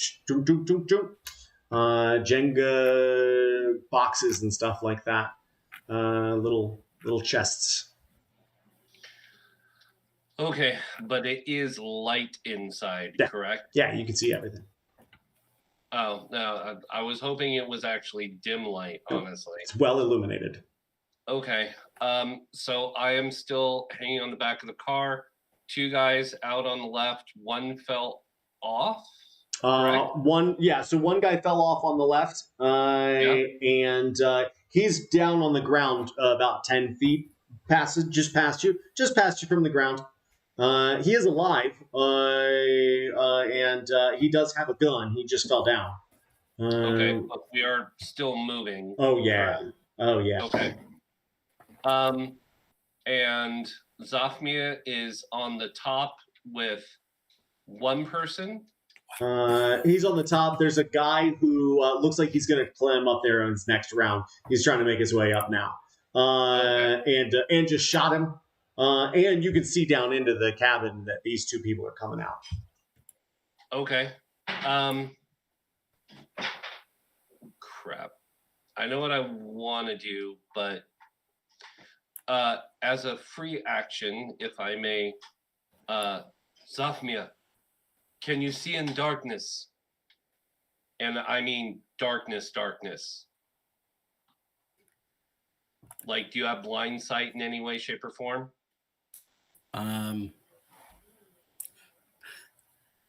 No devil sight for you? I can see in the dark, but Not just a blind little sight? bit of light is helpful. Not blind Okay. sight. Shit. Okay, I got to figure out something around that, because that definitely is. Okay. In that, is it dark, dim light outside? Yeah. Okay. Yeah, and this looks like from above, looking down at this at an angle. We just see this like convoy. We don't actually see the convoy so much. We just see the reflections off the top of these vehicles and the sides of them, and then there's this one just fucking like spotlight space in the darkness. That when those doors opened up, it just opened up a beam of illumination. Okay. Well, since I'm on the back of the car where it is dim light, Yeah. I'm gonna be like, crap. And I'm going to use Cloak of Shadows. Okay. So I'm going to use my action to become invisible. Okay. I am then going to attempt to. So the doors that opened on both sides, correct? Just like this. Just like boop. Yep. Okay. The one where the guy fell out, is that door open? Like there's nobody standing in that doorway now? To your right, that door is open. If you wanted to literally shimmy around, there'd be a step just around that Yep. corner. And then there's a guy coming out right now. He's sort of swinging out onto that step with his hands on the top of the wagon. Okay. What I wanted to do is try to make my way into the wagon through an Okay. open door. Great. However that would take. So- It's right there. Okay. You're standing on the step. Inside is right there. Yep. I will turn invisible and go inside. Okay, you're inside. Okay. And then, hang on a second. I am going to use one key point and do patient defense while I'm in there. Okay. Because I don't know if they saw me or anything, but I just want to get inside and. I'll tell you this. It doesn't look like it. Doesn't look like what? Doesn't look like anybody's paying attention to you at all. Okay. Well, in that case, I'm not going to spend the key point. I'm just going to go inside. I'm going to hold my. I use my action to go invisible, so I am inside the car. Okay. It looks kind of nice in here. It's the wood, Yep. sort of golden wood. It's got a couple of cushioned seats. It looks like it's got a little fold down jump seat in the middle. They got little quilted cushions. It's kind of nice. There's these Cool. boxes. They look to have sort of a almost mailbox system. Okay. And there's sort of a oiled, bronzy scaffolding that all of these boxes seem to fit into. And on top there are sort of smaller chests. And nobody knows you're there. So it's guard o'clock. And this guy climbs onto the top of the wagon, and as he clambers up there, he loses his grip and falls and hits the step on the door, and his gun, bam, goes off, and he's on the ground, and he clambers up and tries to lock and load another round, and can't seem to get it up in time. And the other guy comes up, and that's going to be a 22 versus armor class for Mr. Zathmia. I think I'll take a reaction. I don't want to take any more abuse to throw a shield up. Nice. Destroying as this guy really just had you dead to rights right in the middle of your head. And we just see ping, as it just shatters into 1,000 little pieces. Well, then you're going to hate that this shot is a 27. No, sorry, 29. 11 points of damage is all it is, near minimum damage. You feel as you look back, you realize the barrel was on through the shield when the blast went off, and you sort of see this puff of smoke fill the inside of it for just a second, and then you feel the blast in the back, and you're like, God damn! It wasn't that bad, but as you turn around, you see the other guys like, Joke. and as he says, you see his head disappear from his neck in a puff of sort of greeny purple blood. And then as you step on his rifle, he just sort of slumps off the side of this thing and is similarly caught up at the ankles by the back wheel of this thing. And as the other guy looks up and sees that all of his friends are dead, or at least aren't here to help him at this point, he takes his rifle and points it towards the car in front of you guys and pulls the trigger. And then jumps off and tumbles into the receding darkness. Then you hear another bang and the slump of a body in the distance. Zaphmia, it's your turn. The car you're on is now no longer occupied by soldiers. Well, there is a car in front of you that you see the back windshield starting to spider and can hear the creaking as this thing trundles a little bit, and then you see it just almost blow out the back and begin to crumble. And as you look inside, you see there's a similar complement of armed individuals in the car in front of you, and they look back, and you're standing well illuminated in the. There's not a stealth roll in heaven or earth that could save you from being the guy standing on the illuminated car when their back windshield blew out. Just thought I'd let you know. And it's your turn. What would you like to do? Well, let's see.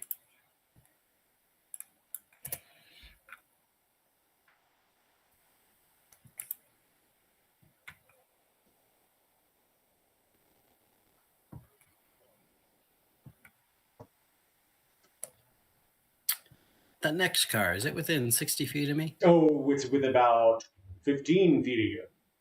If you were to run to the edge of this car, it'd be about 10 to 15 feet. How big is this vehicle? It is similarly about 7.5 feet wide and about 14 feet long and about 6 feet tall. And it's almost 8 feet tall. And the four wheels that look like wagon wheels are pushed all the way to the corners. It's like a comics box with wheels. Yeah. Good times. Yeah. There are tapers in the front and back that sort of meet at the axle. But besides that, there's no other real indentation. All right. Well, I have bad news for probably everybody inside of that vehicle then. Great. The fire specialist is going to fill it with a... let's see. What's my spell slot situation? Goody. They're going to get a 6th level fireball. Hot. Yep. Right. All right. They need to make a 17 dex save. Okay. I'm going to roll for all 6 of these guys. Okay. I didn't ask how big the car was. I said I cast fireball. Okay. Okay. I was going to throw darkness, and I was like, wait, they're all here. Here's show me the damage. Anybody without a save is taking 30 damage. You're gonna hate this. Four of the 6 of them made their saves. Now 2 of them did not. They were the ones in the far side that could not see you actively casting this. But what you see as it begins to erupt is a pretty impressive show of dexterity. As the doors fly open with the first sort of concussive explosion, and these 4 guys are out ski. 2 of them swing out on doors. All the doors open as if they are spring-loaded. and so too do these Githyanki spring from this. Like Jack's no longer in a box. The two jump out the back, two jump out the side. They're going to take 15 points of damage apiece, I believe. Yep. Okay. And so I see two of them look like they ate the brunt of it. Yeah, they are still trying to clamber out from the far side, and we're sort of caught up in it, as everybody else was like, bye. Gotcha. Well, I'm going to throw a very nice quickened fire bolt at Nice. The closest one. I would love to twin it, but I am not a high enough level sorcerer to twin and quicken something. So, let's see. I assume a 27 hits. It sure as shit does. All right. That's another 23 fire. Which one are you hitting? One of the two who did not save, Okay. and the closest one who would have a beat on me if I have a chance to see what kind of weapon he's got. I presume a pistol. Let's see here. There's these two, 2, 3, 4. I will advise, I think, after you hit that first guy and see him die, that it's probably just like, bah, and then we just see two bodies drop. I think that's probably more in line with how that pops off. And both of them go night-night forever. Gotcha. So I would be shooting at one of the four. Is that what you're saying? No, when you shot that the guy deep in the thing, he died. And I think if you were just like those two guys, boom, boom. I think that's probably first. It's easier for me because then they're both just gone, and we don't have to worry about those guys anymore. And economy of action and all that. I mean, if you want to give me a free twin on my quick, I'm not going to argue with you. I mean, I'll just say that I think that's probably the better. Just ba-ba.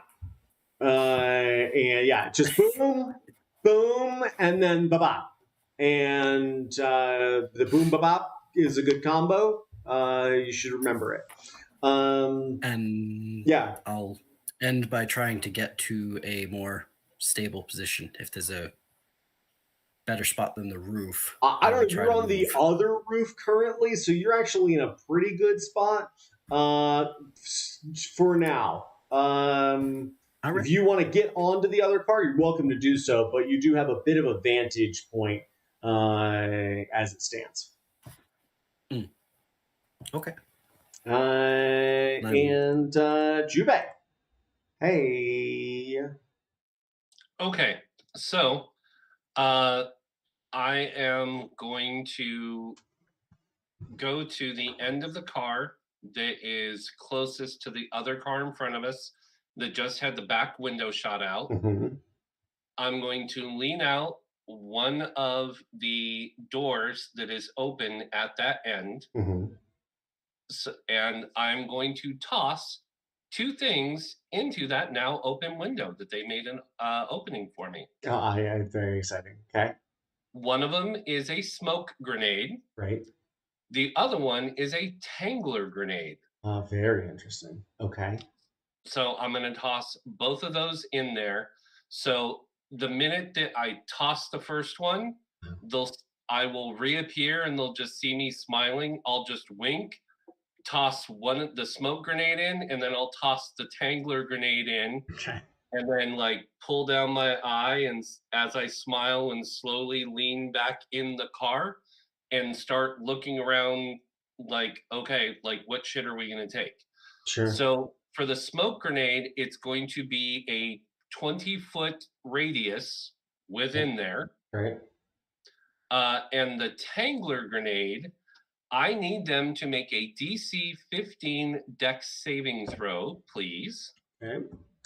And this would be for anybody within 10 feet. Now, given the width of the thing, even if they're kind of leaning out the doors, I'm assuming it's One of them manages to avoid this tangulation. You see one of them, he's still like leaping through the air, still being like, you still see the fireball going off, and as it begins to curl up, you chuck these 2 grenades in, boom boom, and we see the smoke, and then we see these tendrils just like start whipping out. One of them grabs a guy as he's jumping out the back and starts reeling him back in. It doesn't look like the other. It looks like the other guy that jumped got away. But then you see these arms just whip out in the smoke as it swirls, grabbing a hold of the other 2 guys as well. Okay, they are restrained, and to get out of it, they have to make a DC 20. Excuse me. Strength/athletics check. Okay. Otherwise, that shit's in there for an hour. I don't know if you recall, these guys are Githyanki. They are slight individuals. Yeah. And for the moment, that is my turn, because the next round, the smoke grenade will detonate. Okay. That is not going to be sufficient to save. That's not going to be sufficient to save. That is not going to be sufficient to save. And that is going to be sufficient to save. Oh no, that guy already got away. These 3 guys are still restrained by this. Do they take any ongoing damage here as they're smoky? Restrained. They pretty much, given that restrained. Hang on, where is the damn? They have to use their action to break. Yep, it can't benefit from attack rolls against creature have advantage. Creature attack rolls have disadvantage. Yep. Disadvantage on Dex saving throws. Yep. So yeah, and they can't move. Great. They don't. This guy, as you're looking down into this next car, Zathmia, you see one of these guys just unnaturally sort of tumble up onto the car you're on. And he how's a 24 versus your armor class? His armor class is 21, I believe. Yeah. So can I get a dexterity saving throw with disadvantage, Zathmia, please? Dex with disadvantage? Yes, please.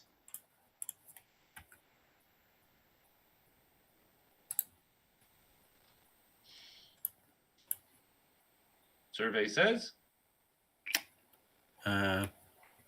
You and the 4s, dude, seriously. You got to get real dice. Statistically impossible. Just a second, I'm going to roll it again just to see if it does force again. If it does, it's in the loop. Silly. Just roll a d20 on Google for me.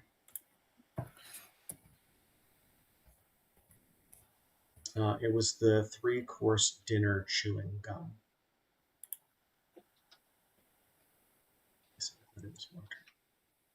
Still. All right, it looks like it's doing the thing again, where it's just going to roll 4s. All right, give me the Google. Give me. Chop. The Google result is a 2 on the die for. There we go. Disadvantage. Fantastic. A bonus of 2 for a total of 4. I love it. You feel your feet go up into the air, and you feel your body go absolutely completely horizontal. And then as you come crashing down, you hear and then bang, and the glass top of this car shatters. And Jubei, you're inside, so this might suck a little. And yeah, you're gonna take both of you are gonna take 11 slashing damage as you Ouch. land on shards of glass, or they land on you violently, and this guy falls on the other side and gets cut up pretty seriously as well. He was just trying to sweep you. Now he done got swept by accident, not realizing that you guys were going to break through this. And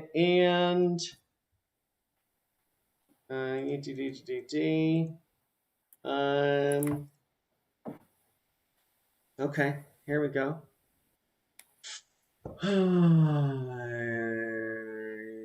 Okay, that's 1, and that's 2, and that's 3.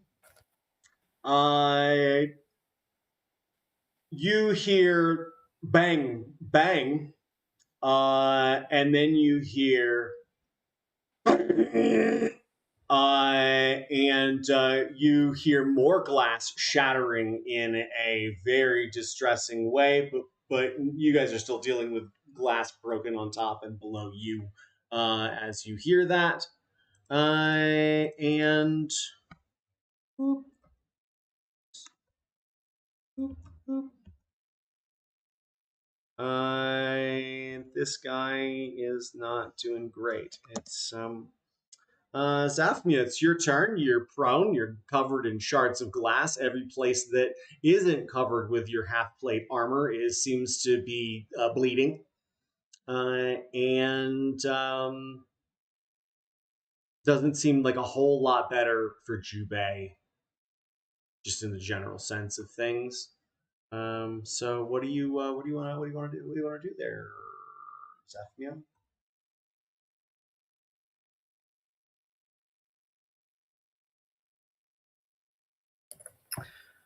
Well, how's Jubei feeling? I think I'm a little beat up. I think Earlier, did we not assume that we could take a short rest while we were talking with Reginald and having tea and everything? Or would that... All right, I'll give you an hour of exposition. It could take an hour to tell the story. All right, sure, Okay. that's cool. Yeah, that's So legit. That's straight. I'm okay. I'm okay. Yeah, all right. exposition can take up Then, to an hour. Not to mention he cast, healer and gave me some good berries and Should have been stuff. 23, Okay. 24 points at least Yep. from all that. Yep. All right. How many of these troublemakers over on the other card are there? Just 1, 2? Roll me a another dexterity saving throw at disadvantage. You're in a real fluctuation. You're probably gonna take some damage at the start of this. Right. Stop rolling on. Yeah, Google it. Disadvantage is a 10. Okay.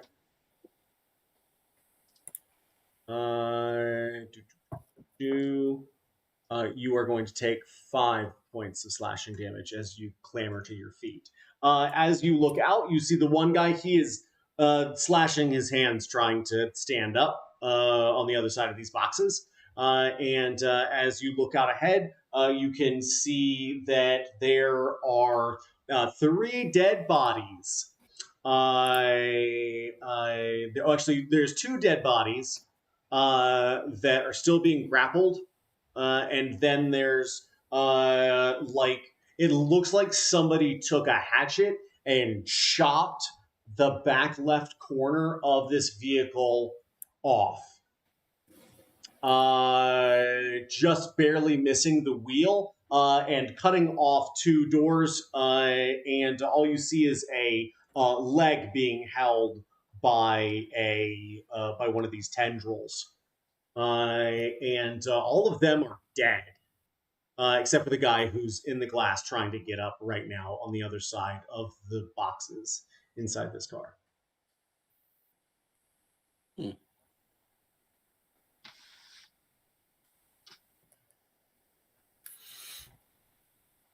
That's what happens when Well. you have sniper and you have advantage, and then you get sneak attack because you had advantage, and Yeah. yeah, you can use the sniper feature, so you can just take 5 to the hit and then do an extra 10 damage. On top of that, Oh yeah. it's dropping fools.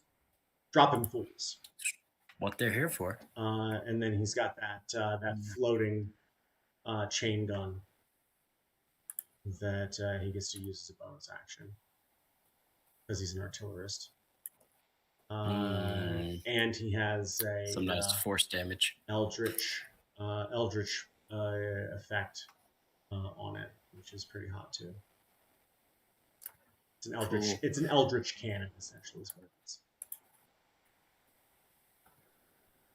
Well, as far as I see, I just have this one troublemaker in front of me, and nobody else seems to be paying attention to me. What's your passive perception? 25. Okay.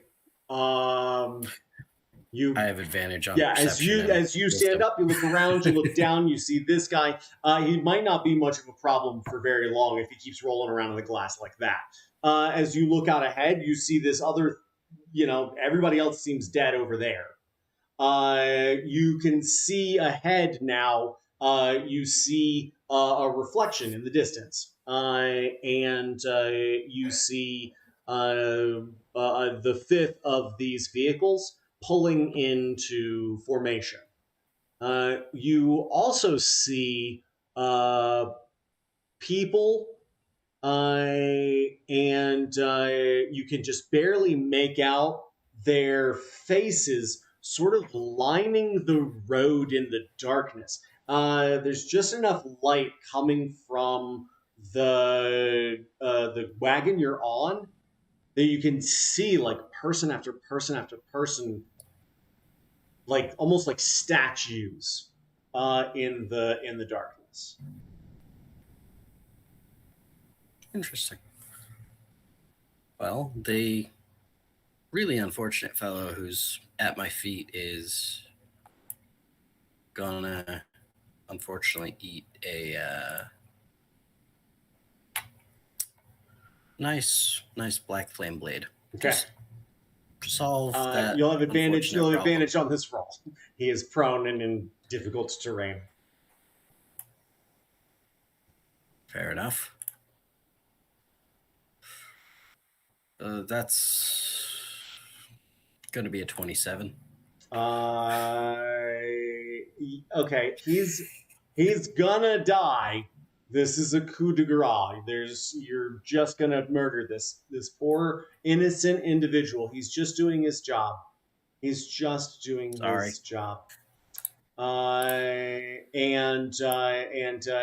He is. I'm just gonna put the little X beside him there, and he's gone.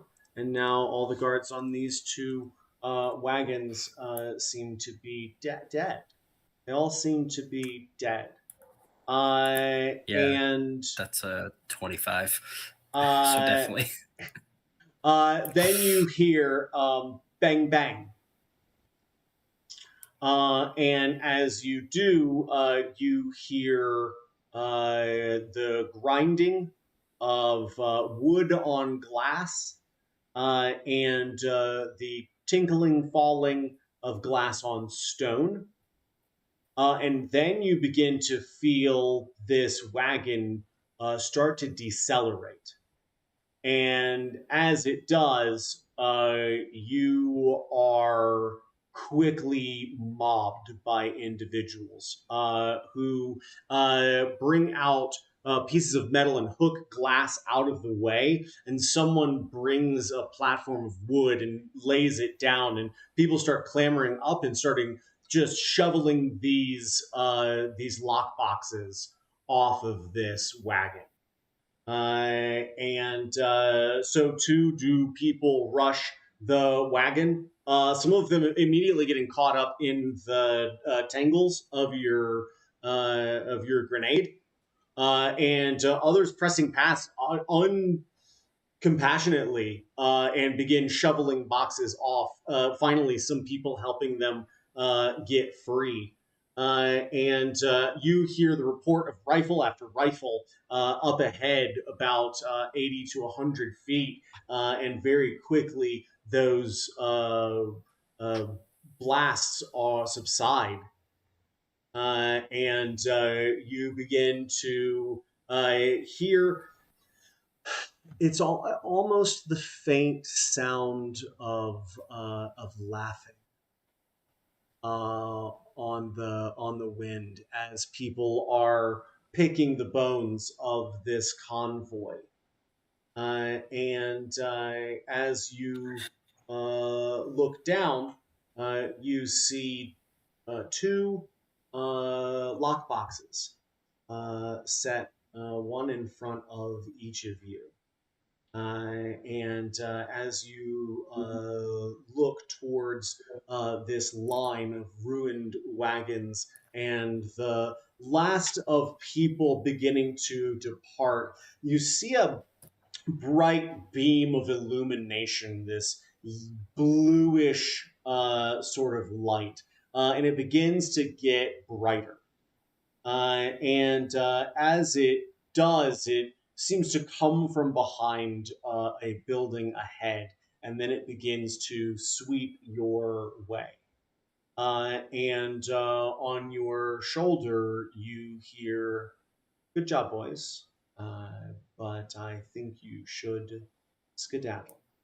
And that is where I'll leave you tonight. Awesome. Perfect. Mini train heist. I like it. For those of you who have seen the movie Ice Pirates, when Jason, you've never seen Ice Pirates? Oh my God, I'm so old. Oh my God! How have you not seen Ice Pirates? So go watch the Okay, I'll go watch Ice Pirates. Okay. Oh my God, it's an amazing B movie from the 80s. We It's took our awesome. kid to go see it. Yeah, we even saw it on retro night. There's a part where the main protagonist is hurled up onto what is essentially a land ship, and everybody is lined up at the edge looking over for someone, and he just walks along and just pushes every single one of them off. I was so trying to do that with. I love it. I was just gonna be like, are they both hanging out the door? Yes, I kick them in the ass. I might kick them right off the goddamn doors. Yep, get the fuck off. It's mine. Yep. I've got to watch this movie. Okay, very good. Lovely. I was not anticipating the rush of idle standby people after these vehicles. I guess they already knew what was on it. Oh, yeah. You might have to delve into the insight associated with that next week. But unfortunately now I must bid you adieu and au revoir and remind you, as always, to be good, to take care of yourselves, and if you can't be good, don't get caught. Bye, everybody. Bye. We'll see you again soon, I promise. So long for now.